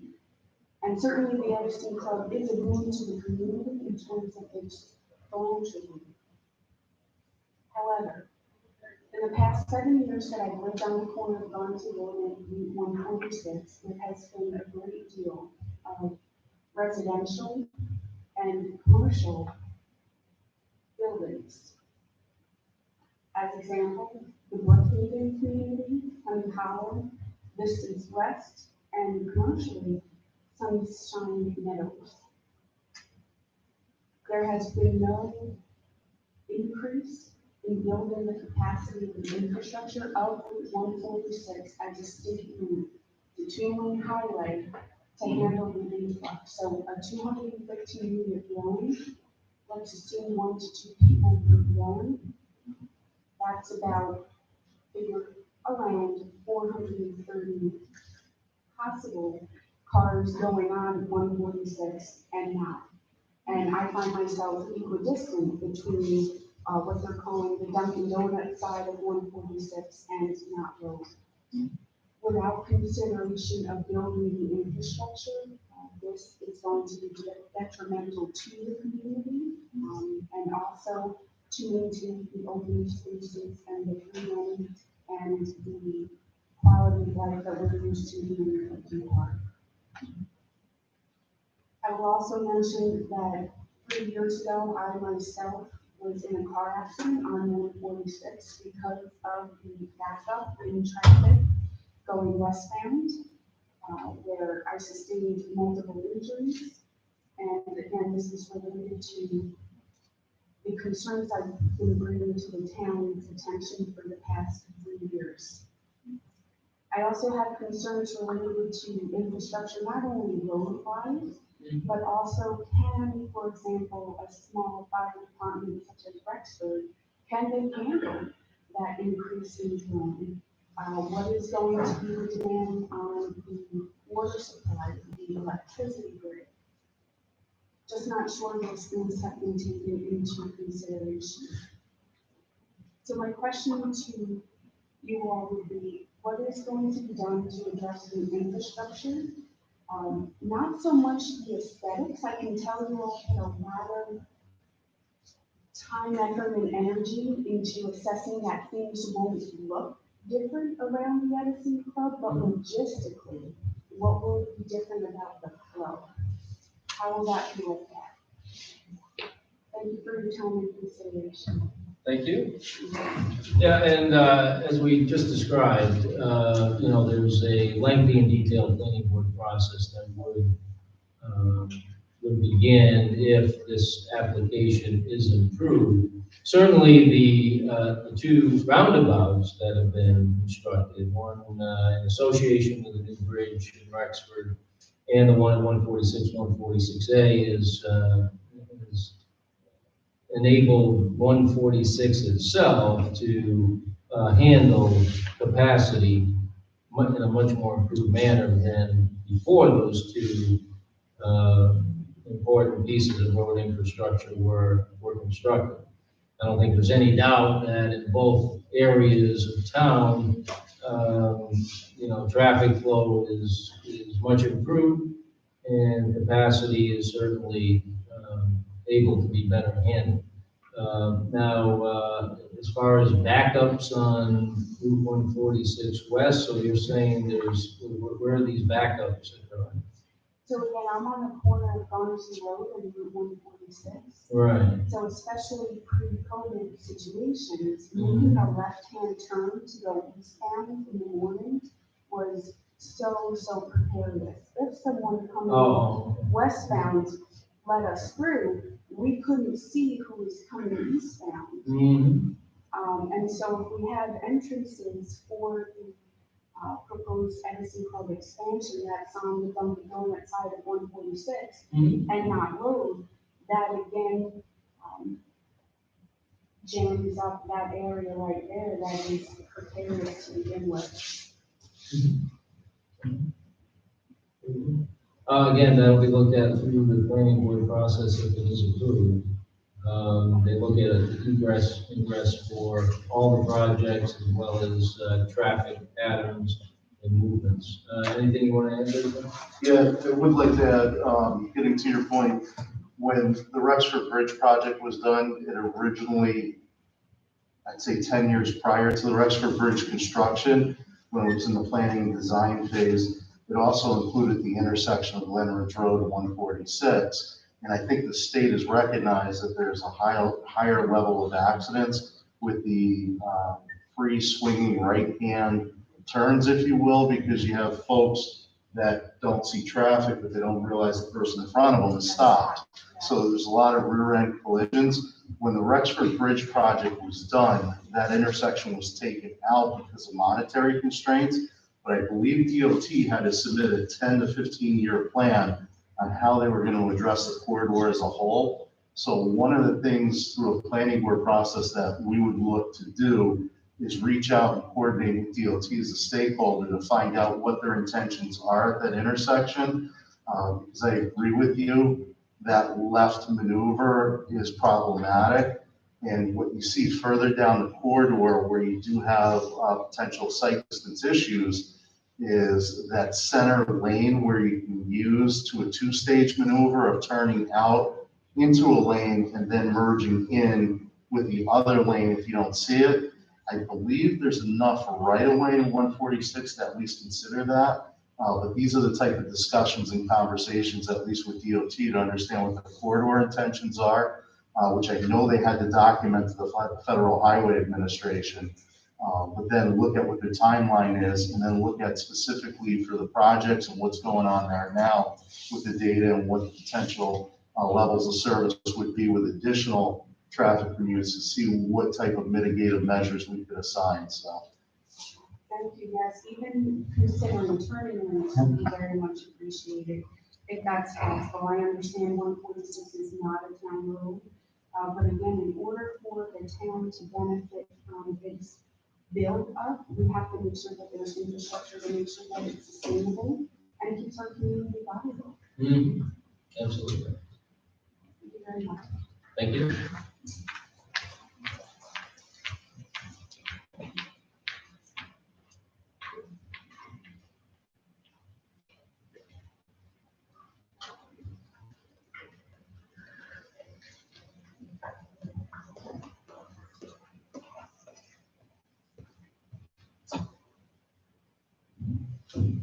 Hi, how are you? Hi, good, how are you? Good, good. I'm Sarah Connolly, I live on Clubhouse Dennis Lane. I am a former charge nurse at Skyra Ridge, and I'm also a healthcare administrator. A year from now, I'll be taking my board for nursing home administration. And I'm looking at this from a medical perspective because I'm an advocate for the elderly. And what my concerns are is, a couple of weeks ago, I went to town hall. I was over the plan, and it said 24-hour skilled nursing care. Now, what that says to me is, it must be a rich assisted living facility. Because, they're also offering memory care. And the whole plan was set up just seemed kind of vague to me exactly what kind of medical facilities will become. And I'm just looking out for the residents because what I think a lot of confusion is these kind of residents can't exactly play golf because, well, I was working with this type of population.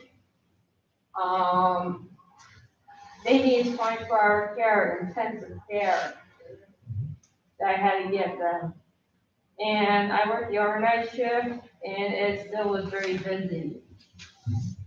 They still needed medication, they still had to be washed. They also wander and try to exit the building. So they require a lot of attention. And it takes a lot of training and skill. And what kind of, I don't mean to interrupt you, but what kind of facility was that? What, at Scar Ridge?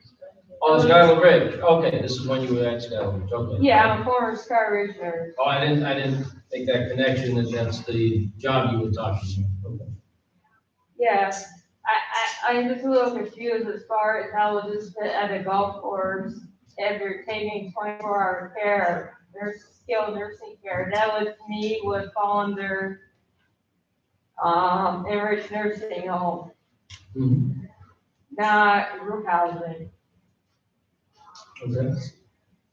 And I also have another question is, was there ever CON for an existing facility to be renovated? Because you also must have a CON for renovation of the existing building. Okay. Perhaps Mr. Hockman can answer those questions if you wouldn't mind, if you can come up. Thank you. Appreciate it. Next question. Yeah, why don't you come up so we can hear you at the microphone, sir? Which question? Oh, you could just, if you want to just hang out by the door, please. Yeah, then gentlemen can answer your questions. We did talk previously about what the process would be for the repurposing of the facility, and you said that there was licensing involved. You did mention a certificate of need. Is that something that you need?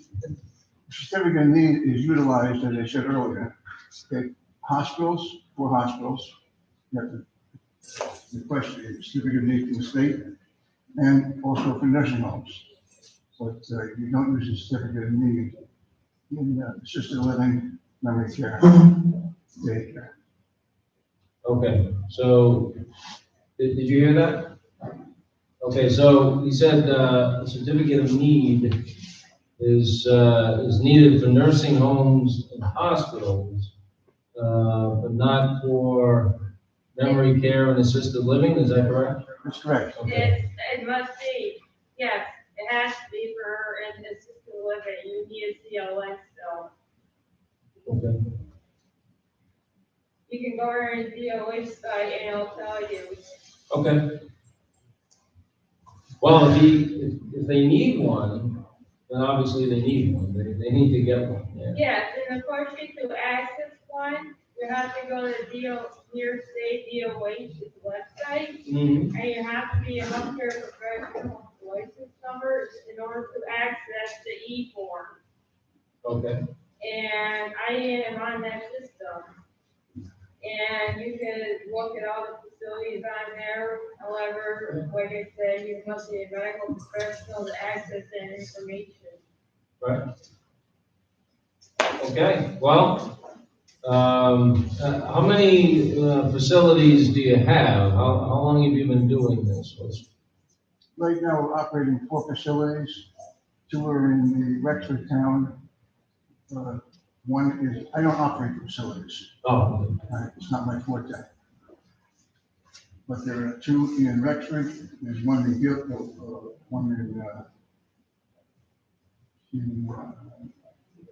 Charlton. There's one in Scotia. One is on Crooked Street in Charlton, River Street in Scotia, River Road in Rexford, and Bluff in Rexford. And in Gilderland, we're licensed for enhanced assisted living. And the enhanced assisted living is up to 15 or 16, I believe. Okay, well, we have a difference of opinion. Require a certificate of need. What's that? And none of the 5 require a certificate of need. They require licensing. Okay. Very good. Thank you. Is there somebody else, man? Yes, there is. Okay. How are you? Good, how are you? Good. Ann Connolly, 12 Independence Lane, Clifton Park. I also viewed the proposal at Town Hall, and I have some questions as who is the administrator of the memory care and skilled nursing? The proposal that I read you submitted in Town Hall does require a CON. You cannot administer medication to any patient without a certificate of need. So I guess I'm really confused how a proposal could be submitted to Town Hall before a CON is obtained by a healthcare facility. It just isn't normal sequence. Is it going to be group homes under the Office of Family and Children's Services? Also, I guess I'm concerned. I applaud Edison Club for what they're trying to do to save themselves, and I support that. My biggest concern is this healthcare facility, because it's just not right. I'm sorry. There's too many issues and red flags with it. And I think that for the safety of the Clifton Park residents and the residents of Edison Club, I beg you to please look this over and make sure they know what they're getting. There'd be nothing worse than having a resident or a person from the Edison Club who's ill go into a facility that cannot administer medication. Some people with memory care are intubated, they have catheters, they have trachs, they need medical attention. If you don't have a DOH license, a CON, you cannot administer that. And it's cruel because people who are passing away, they're suffering, and you can do nothing to help them in their comfort of their last hours, and especially a memory care patient. So I'm sorry, I applaud Edison Club. I hope you get the approval. But guys, watch out for this nursing because it's too many red flags. I've been in healthcare 30 years, and that proposal and a CON, it just doesn't jive. No way, no how. Well, thank you, appreciate that. Guess we have a difference of opinion on that. You'd be illegal. Basically. If you did what was in that proposal Right. without a CON, you're operating illegal. Right. Period. Well, that is certainly their responsibility, but something that will follow. I hope so. Yeah. Thank you. The town isn't a part of that process, but, we can certainly follow. Medical What- facilities what obtain moves CONs forward? before they come to the town for approval. Right. That is common procedure. I have an application for a CON right now on file. Mhm. If I get that approved, I'll come and see you guys. How's that? Sounds good. All right. Is there anybody else? What's that? Oh, okay. We'll end it. We have three folks that submitted written comments.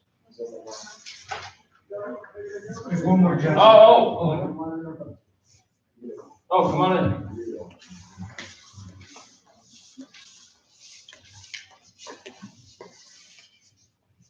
Sorry for the delay. Anthony LaFleche, 21 River Drive. Forgive me if any of this interrupts with planning board procedures in terms of what to ask at what particular meeting. I just want to throw some things in there that may not have been said before from any of the other speakers. Sure. The roads that this property abuts.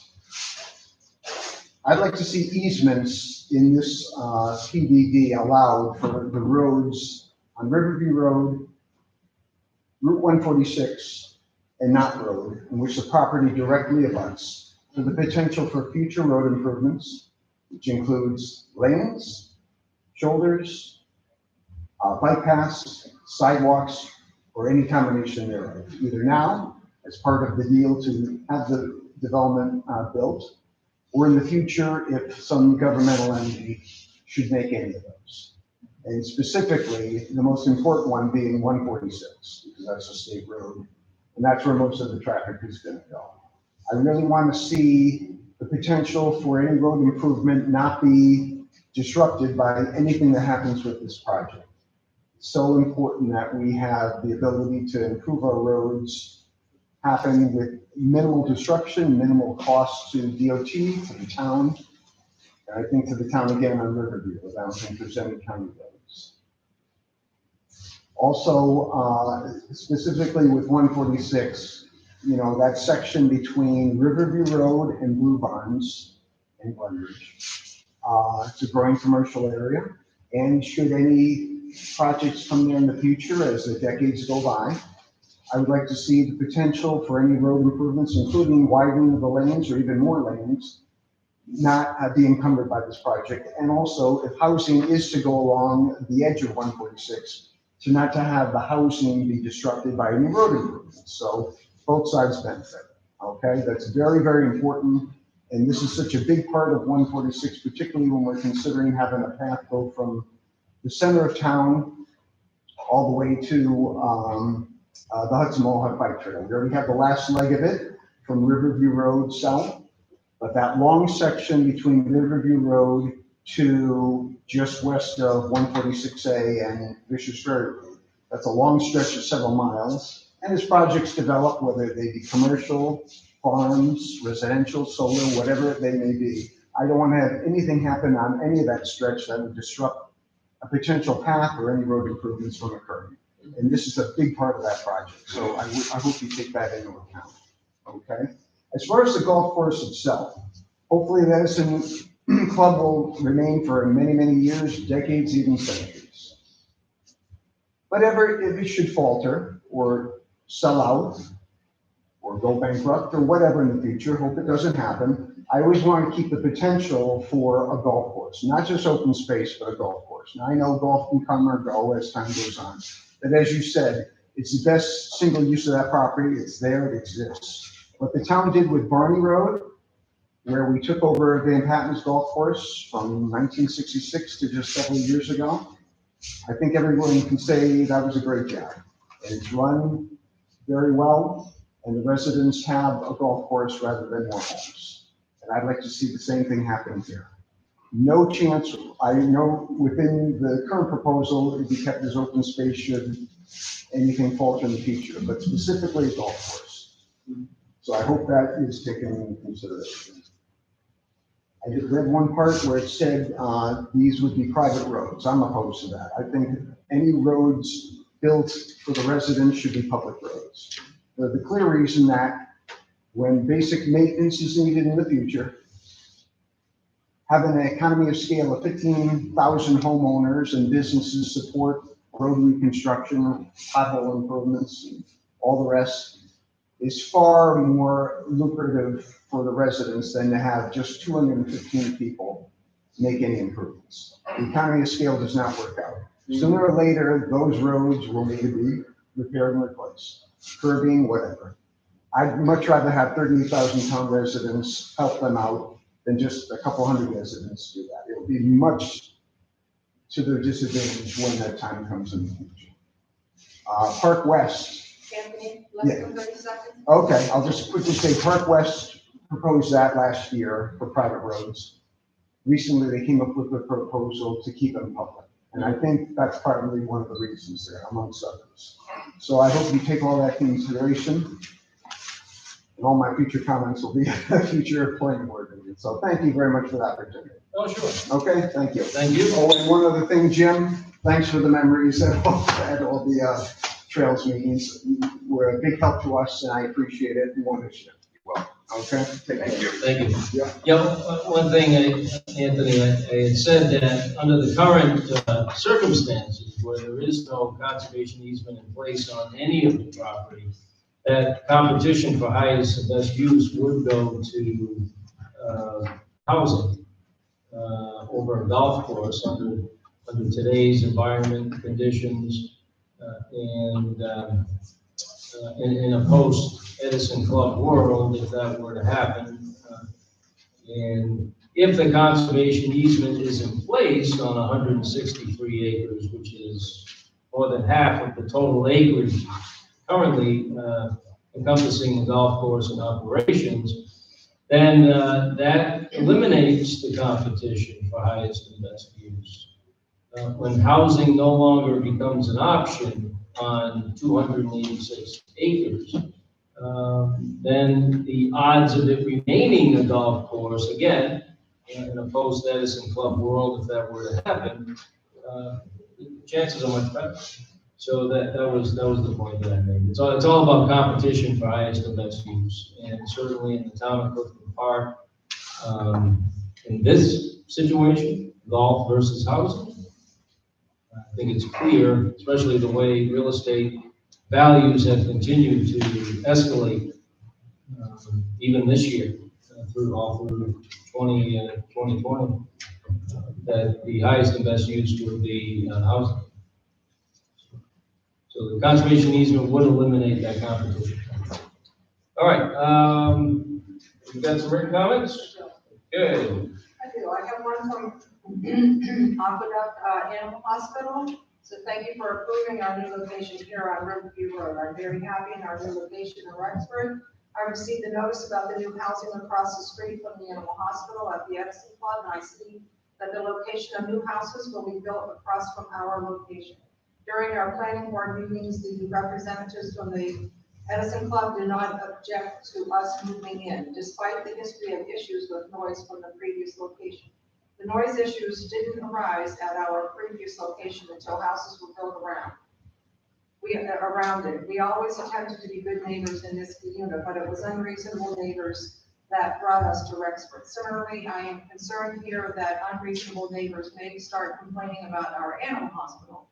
Despite this, I do not object to the new development of the Edison Club. In fact, I am excited at the prospect of new clients if the development itself is a pet-friendly development. So people who move there don't expect absolute silence from a rare bark or two here and there. In my previous location, communication between the town and neighbors and myself was very strained. There simply was nowhere for us to come together and discuss solutions. As a result, it may make sense for the Edison Club to provide a way for myself and my family to be available in a casual club-like setting so the new neighbors could get to know me personally, and we could develop a community atmosphere where noise issues could be addressed somewhere less stressful, a green-like area perhaps. If the Edison Club has any ideas on how to make something like that happen, I would certainly welcome the opportunity. Even if they do not, I am still in favor of the development. Sincerely, Matthew Pike, owner of Aqueduct Animal Hospital. This came in by email from Joan Rogers. To my opinion on the meeting tonight. As a longtime resident of the town of Clifton Park, I am very concerned about the size of the residential area in the Edison Club proposal. In order to fit in so many houses and units, they seem to be extremely close together, which is good for income for the Edison Club, but will greatly affect the western end of the town. This large number of housing units and their owners will impact traffic significantly on Route 146 and 146A, which already handles a lot of traffic during rush hours as well as during the day. The increased number of citizens and pets will also impact utilities, water, gas, and electric services, etc. It will impact the school district and will impact town services, snow plowing, sewers, road repairs, etc. I realize that the project conceivably could add jobs to our community, but at what cost? I would like to see the number of residents reduced. Is there a need for another senior care residence in Clifton Park, or is this simply a moneymaker? I am not a member of the Edison Club, but have no objection to a new clubhouse. Will the new Edison Club, in whatever form it takes, be open to the public? And then finally, comments on from Daniel Mathias. The New York State statutes have authorized municipalities to enact PDDs, also known as Plan Development Districts, PDDs. Statute 261C states that PDDs are intended to provide either for particular land uses or a mix of uses to create economics of scale, creative architectural or planning concepts of open space preservation may be achieved by a developer in furtherance of the town's comprehensive plan and zone local law or ordinance. As stated in the town comprehensive plan, Clifton Park conducted a study in 2004 and 2005 to evaluate growth patterns and future scenarios of Western Clifton Park. As a result of this planning effort, the town decided to amend the town's plan and zoning to ensure that the primarily rural, residential, agricultural, and recreational nature of the western part of Clifton Park would continue in the future. The result was the creation of a land conservation plan and new zoning districts amendments. and other tools for Western Clifton Park. Should the town board find the proposed changes to the Edison Plan Unit Development, Town Clifton Park Plan Development District's Article 11, or XL, it is imperative that the non-residential area of the property be protected by a permanent deed of conservation easement. The town comprehensive plan states that in approving plan unit developments, greater importance should be placed on the retention of larger amounts of open space and a density cap. The PUD could be also strengthened to encourage greater preservation of environmentally sensitive areas or features. Density and uses should be consistent to the extent possible with the surrounding area, which will ensure that the character of the area is not altered. This is from the Town Clifton Park Comprehensive Plan, Land Use Implementation Strategies. A permanent deed of conservation easement on the approximately 200 acres that the golf course portion of this project will occupy ensures that the integrity of our comprehensive plan is maintained. In order to realize a public benefit from the significant increase in density proposed by the applicant, this deed must name the town of Clifton Park as the qualified organization that holds the easement. The town is the most appropriate organization to fulfill the obligation to defend the conservation purposes of this easement for stewardship. Furthermore, the easement should be specific as to the restrictions on future land use should the Edison Club be sold or the business dissolved. These provisions should prohibit new residential, commercial construction or other improvements on a conservation land and should grant the public access to the open space, example trails, if it is no longer utilized as golf course in order to provide a true long-term public benefit. The permanent conservation easement will ensure that the preservation of open space as enumerated in the New York State statutes governing PUDs is achieved. And it will ensure that the vision of the Western Clifton Park zoning is protected while allowing the Edison Club the flexibility to provide the residential community it desires. It will also ensure that the residents of Clifton Park continue to realize the environmental and economic benefits of the conservation residential zone into the future. Okay, thank you. Anyone else, Matt? Great. I want to thank everybody for their comments this evening. You know, there was a couple comments made about infrastructure. We did talk a little bit about road infrastructure. The two roundabout projects on 146 have just been tremendous as far as moving traffic and maintaining much better traffic flow than in past years prior to their construction. And those are at the Rexford Bridge, that roundabout, and the roundabout at 146, 146A. But there were a couple of questions about water and electric and things of that nature. You know, as far as electric service, you know, this project won't have a negative effect on the electric service in town. Water, you know, we had one small hiccup this year, and that's because the state didn't raise the level of the Mohawk River when they usually do in the spring. So not only Clifton Park, but Glenville and other communities had a very short time frame. We had a couple of days where we asked people not to engage in any outdoor watering, unattended watering of their lawns. But that was it. Once they got out there and raised the level of the river, as they do every year, that problem went away. And despite the fact it's been an extremely dry summer, we haven't had any water issues at all. And that's because over the years, we've steadily increased our capacity and quality. And certainly the capacity is light years ahead of where it was even 10 years ago. So, you know, the draconian shortages or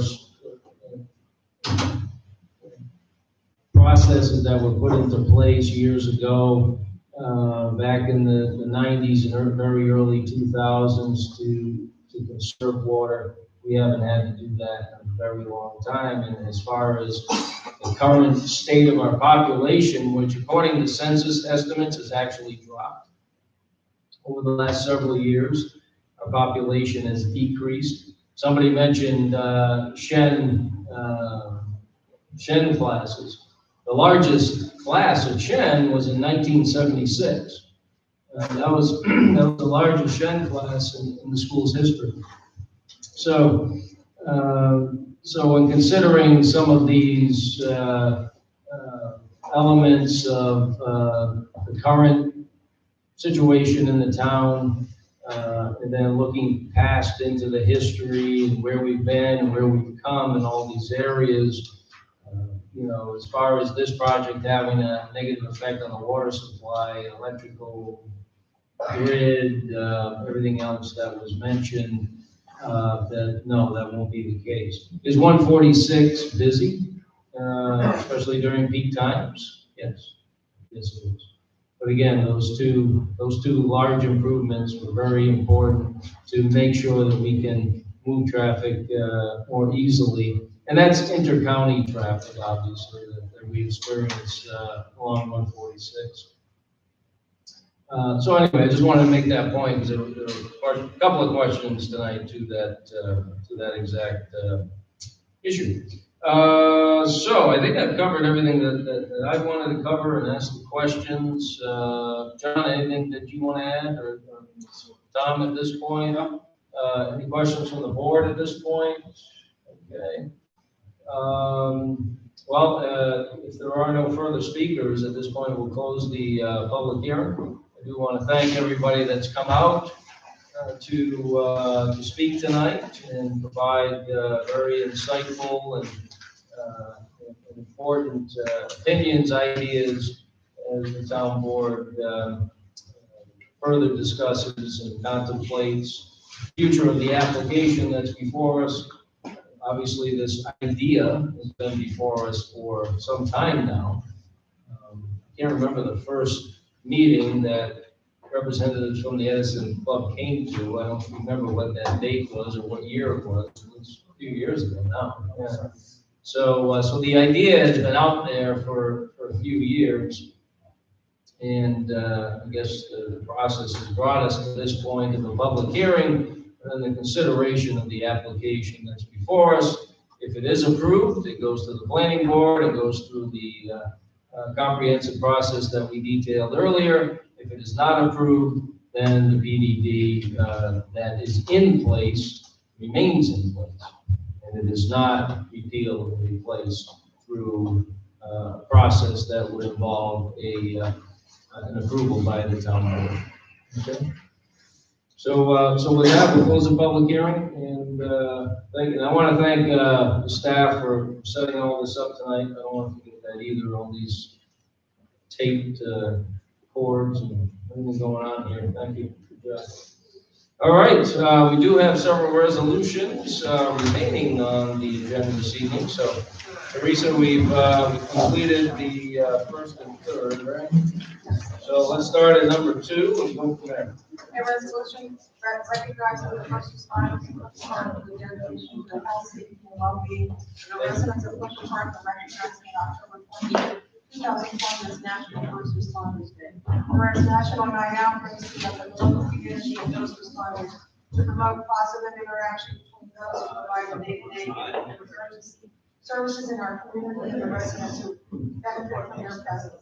Whereas each organizations include rescue squad personnel, police forces, firemen, and ambulance attendants ready to respond to emergency calls 24 hours a day, every day, and while maintaining the high standards of response and care in any type of situation. And whereas these individuals are organizations care for others every day as they respond to calls for help at any time and any place.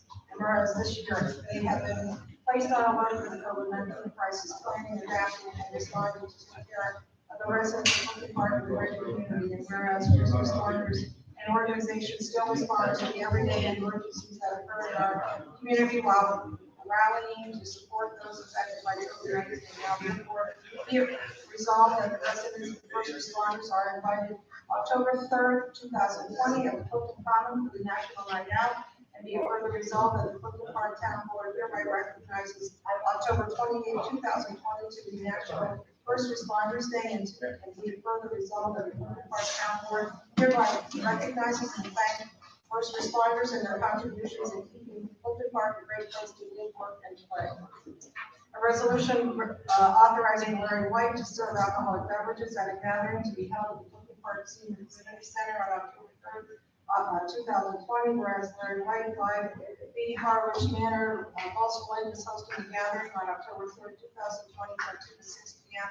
And whereas Larry White has requested permission to serve alcohol in the form of beer and wine at the event, now therefore be it resolved that Larry White is hereby authorized to serve beer and wine at a gathering at Collins Park on October 3rd, 2020, from 2 to 6 p.m. A resolution authorizing the promotion of Wade Schoenborn to the position of Chief Bureau of Fire Prevention, whereas Cheryl Lee has submitted her resignation from the position of Chief Bureau of Fire Prevention effective September 25th, 2020, whereas the Chief's position represents a critical function in the town's building and development department and is responsible for the review of plans, specifications for new construction and reconstruction projects, as well as inspection of all existing commercial structures within the town for fire code compliance, in addition to other duties and responsibilities. And whereas Stephen Myers, Director of Building and Zoning, has recommended the promotion of Wade Schoenborn to the position, and whereas Wade Schoenborn has been a code enforcement officer for over 17 years and has the education, training, and experience necessary to perform the duties and responsibilities of the position. Now therefore be it resolved that Wade Schoenborn, 35 West Creek Road, Rexford, is hereby promoted to Chief Bureau of Fire Prevention at grade 10, step 8, tier 2, $48.14 an hour, effective September 28, 2020, increasing to tier 3 on January 1st, 2021. And be it further resolved that the comptroller's office is authorized to transfer $1,111 from building and development computer to building and development employee to cover the increase for the remainder of the year.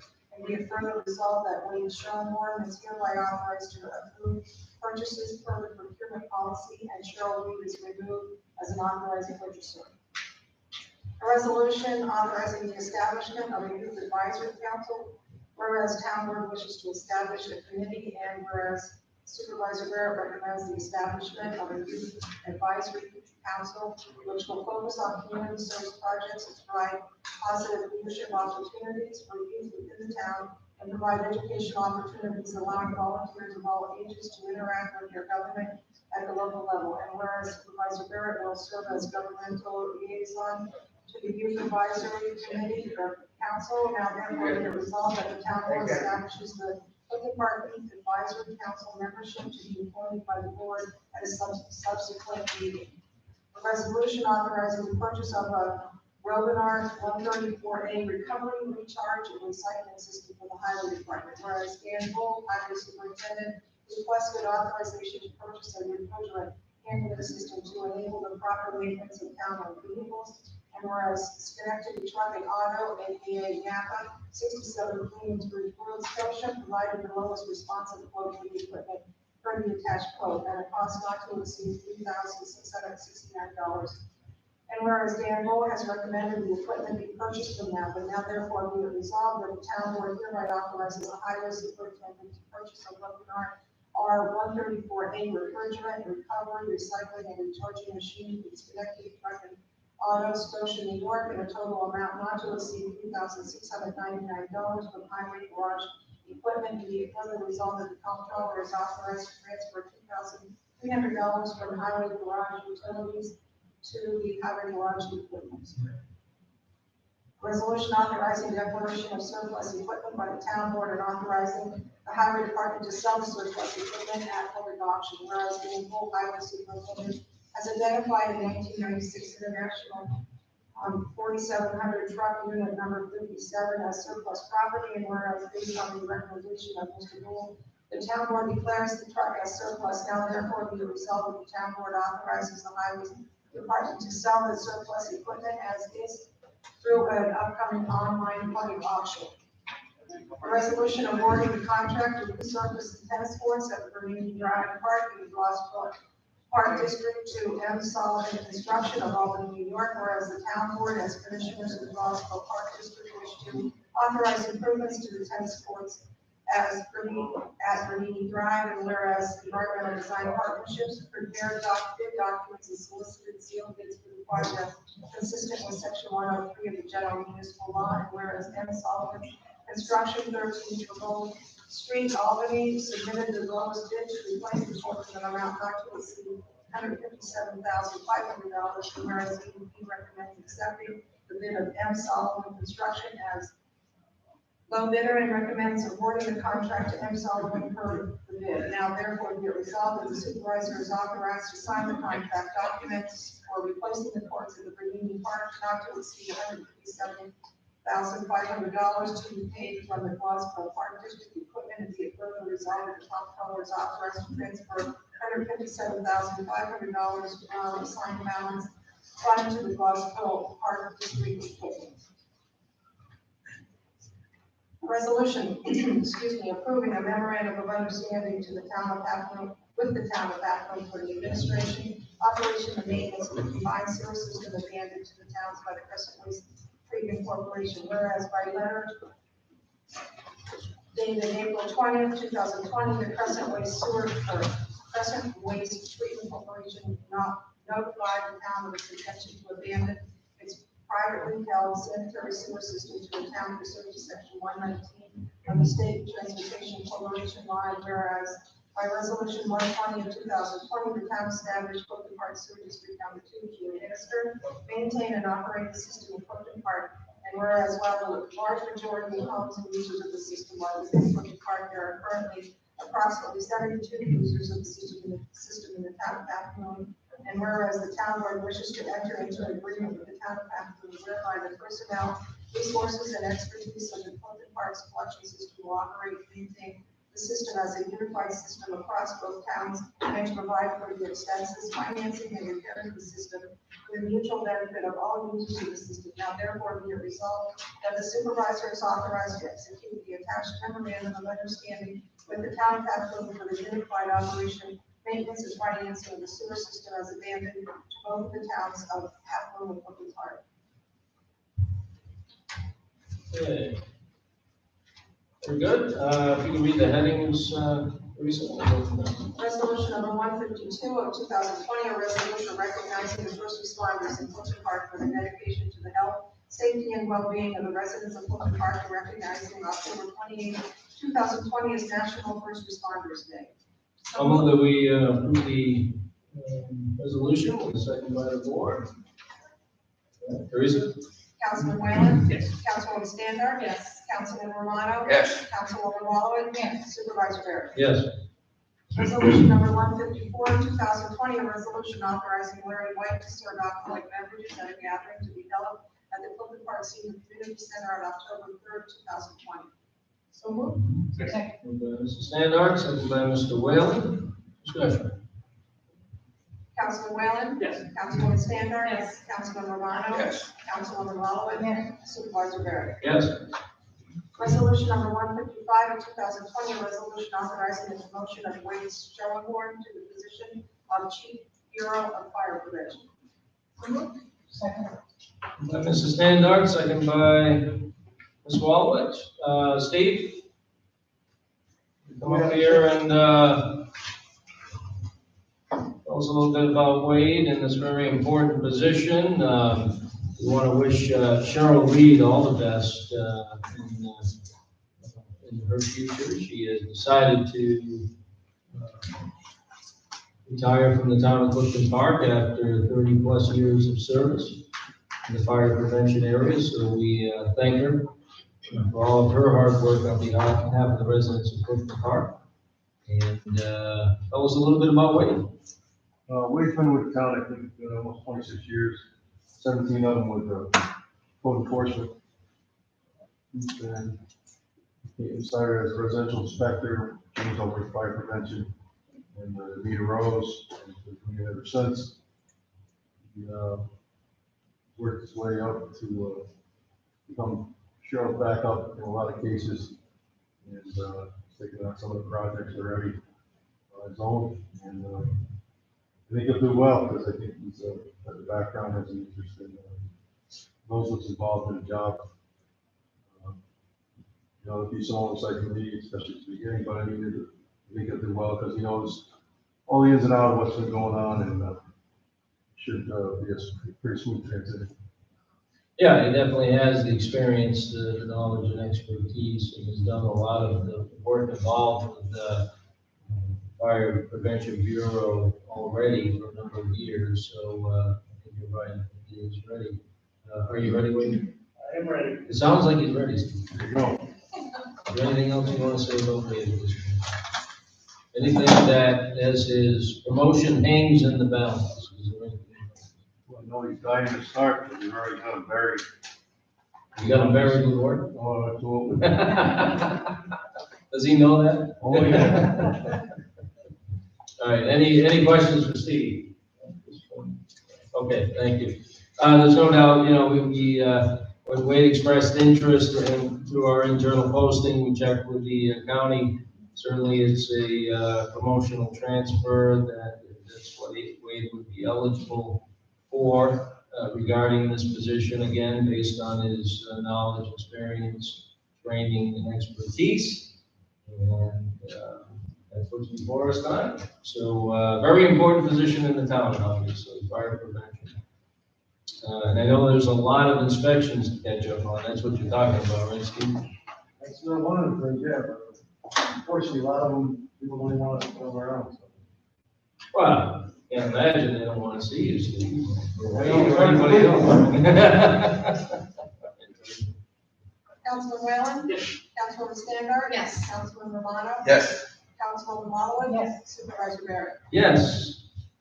Resolution number 156 of 2020, a resolution authorizing the establishment of a youth advisory council. So moved. Moved by Mrs. Standard, second by Mr. Whalen. Jack? All right, very patient tonight. You know, the idea of a youth advisory council is part of an advisory committee to the town of Clifton Park. Something that I thought about for a while. I actually talked to some students, it's been over a year ago now about it. By the time passed, COVID hit, kind of put it on the back burner, but I give Jack Kelly, who's with us tonight, a lot of credit.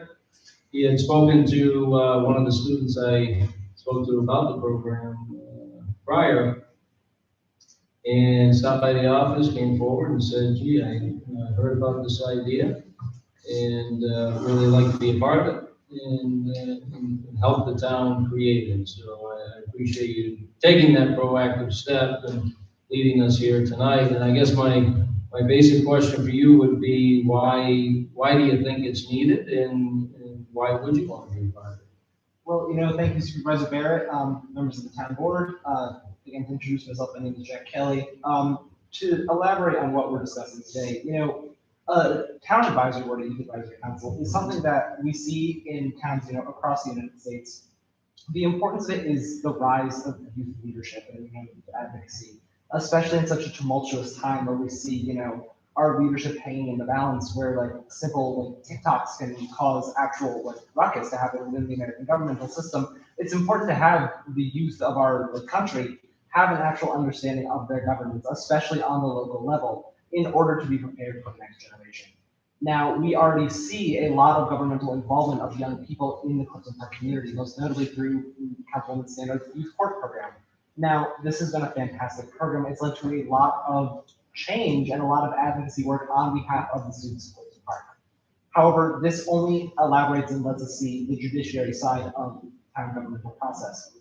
Other than that, students are required to look into their school governments, of which many are not accessible to. For example, the Shenandoah SA Senate, which I'm president of, consists of approximately 0.5% of all students at the high school. I mean, we are about 100 people out of 3,200, you know, and that's an elected system. Our class councils are, you know, at will like employment sort of thing. They only have about like 20, 25 people per class. Students are not getting enough representation in government, and they are not getting direct access to what they need to learn the resources for how to be leaders tomorrow. Implementing a youth advisory council is a cheap, essentially non-expense and, you know, non-involvement way for the time to allow the youth to share their voice and share their representation. Essentially what you're getting is a group of volunteers and kind of a cheap workforce, because really we're offering a volunteer corps for you at the same time. And in all honesty, So this is really just improving the communication between the town and its youth leaders. That's very well put, Jack. Hold on, you're not done yet. So we've talked about a basic structure we put on paper, the town board has, but talk a little bit about that structure that we worked on and how the committee might look. Yes, thank you. So the plan for this is to have a 9-person committee. This is a rather large committee, but we feel it's important to have the representation of all 4 grades. There will be essentially a junior and senior representative of each of the 4 grades, 9 through 12, as well as a non-voting chairperson, most likely a senior. The leadership structure from that would be a chairperson, a vice chair, which would be one of the other seniors elected, as well as a secretary and a kind of recording communications person. The idea of this is that when selected, these people will represent not only the Shenandoah School District, the school district, but also all the other school districts represented by Clifton Park, UNA, as well as the private schools, Albany Academy, CBA, LaSalle, and homeschooling, of course. The idea is to have a diverse group of students who has not only diversity of thought, diversity of backgrounds, but also diversity of schooling and education in order to give voice to not only just the school Shenandoah or the Shenandoah School District, but the actual town of Clifton Park. These will be based on an application, meaning I send a preliminary application to Supervisor Barrett. However, this of course will be brought up to the town board to decide how they want to see applicants. However, the idea is that, after a few basic questions, students will submit their interest and the town board will pick two students from each grade that they feel will best represent the town and best serve on this board. Yeah, I think it is important to have people from private schools, homeschool, as you and I discussed, and to make sure it's fully representative of the town of Clifton Park. Obviously, Shen students comprise overwhelming percentage, but not all of the students in town. I really want this to be kind of a good adjunct to our youth board program and the other ways that we have outreach activities to the youth in our community. They're all very important to us in so many ways. It's the programs that we offer, and certainly, you can talk about all the sports programs and the theater camp and all the camps that we offer in the sports activities, but it's definitely more than that. It's supporting the Boy Scouts, the Girl Scouts, and all of the activities that the youth are involved in our community. There's so much good being done, and that's one reason why the idea for the sign on the common arose was that there's an additional opportunity to highlight the great things that the youth in our community are doing, not just athletes, but valedictorians, salutatorians, Eagle Scouts, Silver Award winners, whatever the case may be. Any youth in our community that are investing their time and energy and accomplishing great things, we want to make sure that they're highlighted. So that's just one small way, but another way to hopefully bring people together as much as possible. So moving forward, we look forward to working with you, and you're a very good spokesman for this brand new initiative. And again, I thank you for stepping forward proactively to get us going. Thank you so much. I look forward to working with you soon. All right, we'll be in touch. Thanks, Jack, very much. Are there any questions for Jack about that? Yes. No questions, but I just wanted to say, I was very happy to see this, Jack. So I'm proud of you for moving forward with this. I think it was about a year ago this month where you came before youth court, you and Ashley Gleason, and presented to our youth court program about these things that you care about. So I'm very excited to see you here tonight advocating for this council, and good luck. Thank you so much. Thank you. We'll be in touch, sir. All right, thank you. All right, I'll give you a call. Thanks for hanging out. No problem. Appreciate it. Bye. Councilman Whalen? Yes. Councilwoman Standard? Yes. Councilman Romano? Yes. Councilwoman Walloway? Supervisor Barrett? Yes. Resolution number 157 of 2020, a resolution authorizing the purchase of a Rosenar 134A recovery, recharge, and recycling system for the highway department. So moved. By Mr. Standard, second by Mr. Whalen. So this is for the air conditioning units in the trucks and the cars? Yes, going back through Department of Labor laws and PESH laws and DEC laws, as we've greatly expanded the capabilities of our highway maintenance facilities, we're taking care of all town vehicles now. We want to make sure that Dan and Mike get to their job sites cool and collected so that when they get out of the truck, they're ready to go. No, I want to keep on with that. Dan says he's always cool. He was born that way. But, whenever it comes to either recharging these vehicles or we have to work on the vehicles, engines are getting very complex now. We have to remove the compressors for the air conditioners. When we remove the compressors, that means that we have to remove the Freon in the car or the truck. We need to make sure that's done safely and in a manner that meets the specifications set out by both DEC and PESH. So this machine will help us get there. We were going back and forth for a while thinking, well, we could send it out. How many times we're going to send it out? Well, just in the last 3 months, we did 7 vehicles and at about $300 a pop to send it out to a dealer to get done. And that's on the cheap end. We thought it would be better to have this machine for our facility. That way we could always do it in-house, get a quick turnaround, wouldn't have to drive out to a dealer, wait on their time. Because what it's all about is making sure we get the trucks in and out as fast as we possibly can so they get back out on the road and do the job. So that is why we're going in this direction. And while we're on it, the surplus inventory? Oh, yeah, sure. So we have a truck number 57. It's from 1996. It was a good truck. It's a dump truck, but unfortunately, it just went through its second transmission where it's not salvageable. Dean, our auto mechanic, took a look through it. The frame is needing some love. The suspension is needing some help. The overall, it's a truck that needs someone who has far more time and energy to put into it than we do. So we are going to surplus it and put it on auction. We have an idea of the cost that we're hoping to get from it, but with a dead transmission, it's not too good. But it'd be about $8,000 to get a new transmission for it right now. Hoping to get around $8,000 to $10,000 for the truck itself, but someone's got to come in and haul it out. Good. All right, so right now we're going to consider the purchase of the recharge station. It's on the floor. Any discussion? First. Councilman Whalen? Yes. Councilman Standard? Yes. Councilman Romano? Yes. Councilwoman Wallen? Supervisor Barrett? Yes. Resolution number 158 of 2020, a resolution authorizing declaration of surplus equipment by the town board and authorizing the highway department to sell the surplus equipment at public auction. So. Second. By Mr. Whalen, second by Ms. Wallen, discussion. Councilman Whalen? Yes. Councilwoman Standard? Yes. Councilman Romano? Yes. Councilwoman Wallen? Yes. Supervisor Barrett? Yes. Thank you very much. Resolution number 159 of 2020, a resolution awarding the contract to resurface the tennis courts at the Bernini Drive Park in Wasco Park District to M. Sullivan Construction of Albany, New York. So moved. Second. By Mr. Romano, second by Mrs. Standard. So this is a few bucks. Yeah, this is a complete and total replacement of the entire court, tennis courts, basketball courts, fence, posts, nets, everything. Bill Williams, who's the Park District, Glasgow Park District Chairman, came and was interested in fixing his court up. It's very, very popular there. It's packed all the time. We went out and took a look at it, and it was well beyond just seal coating and fixing the cracks.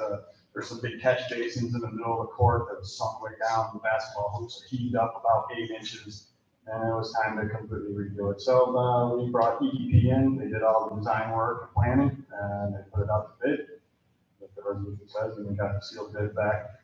And they were the lowest one. I think we had 8 bids. Yeah, we did. It was pretty competitive. Yeah, we had 8 bids. They were the lowest by a decent amount. Yeah. They were all fairly close. Sure were. So, yeah, so whenever we get 8 bids for a job like this, I think it gives us a good indication of what the price should be. All right, good. Anything else you want to add? Just we're hoping to get after it here this fall, as long as the weather holds out. So we're ready for everybody in spring to get out there and start playing. Any questions for Dan? All right. Councilman Whalen? Yes. Councilwoman Standard? Yes. Councilman Romano? Yes. Councilwoman Wallowitz. Supervisor Barrett. Yes. Resolution number 160 of 2020, a resolution approving a memorandum of understanding with the town of Hatfield for the administration, operation, and maintenance of the combined sewer system abandoned to the towns by Crescent Waste Treatment Corporation. So moved. Second. Moved by Mrs. Standard, second by Ms. Wallowitz. So this is an agreement between two towns. As we discussed when we assumed ownership of Crescent Waste, there was a small number of customers in the 50s in the town of Half Moon. So similar to other memorandums of agreement that we have with the town of Malta when we assumed ownership of CK Sanitary. This is an important document to have in place to make sure that the two towns have a roadmap as how they work together to serve the entire district. Anything you want to add here, Mike? I mean, anything you want to add here, Tom? No. Okay, very good. Discussion, questions? Okay. Councilman Whalen? Yes. Councilwoman Standard? Yes. Councilman Romano? Yes. Councilwoman Wallowitz? Yes. Supervisor Barrett? Yes. Any other business to come before the board this evening? Okay, we'll go to public privilege. Susan, you're the only one here. You're just here because this is, what's that? I'm just here to watch. Okay, very good. All right, we'll skip public privilege then. We'll go right to. Motion to adjourn. Okay, motion to adjourn, Ms. Wallowitz. You want you to. Oh, that's right, yeah. That's Jim will second his last resolution prior to Jim Romano Day, which is coming up. Yes. Councilman Whalen? Yes. Councilwoman Standard? Yes. Councilman Romano? Yes. Councilwoman Wallowitz? Yes. Supervisor Barrett? Can you say Councilman Romano? Councilman Romano? I will vote yes.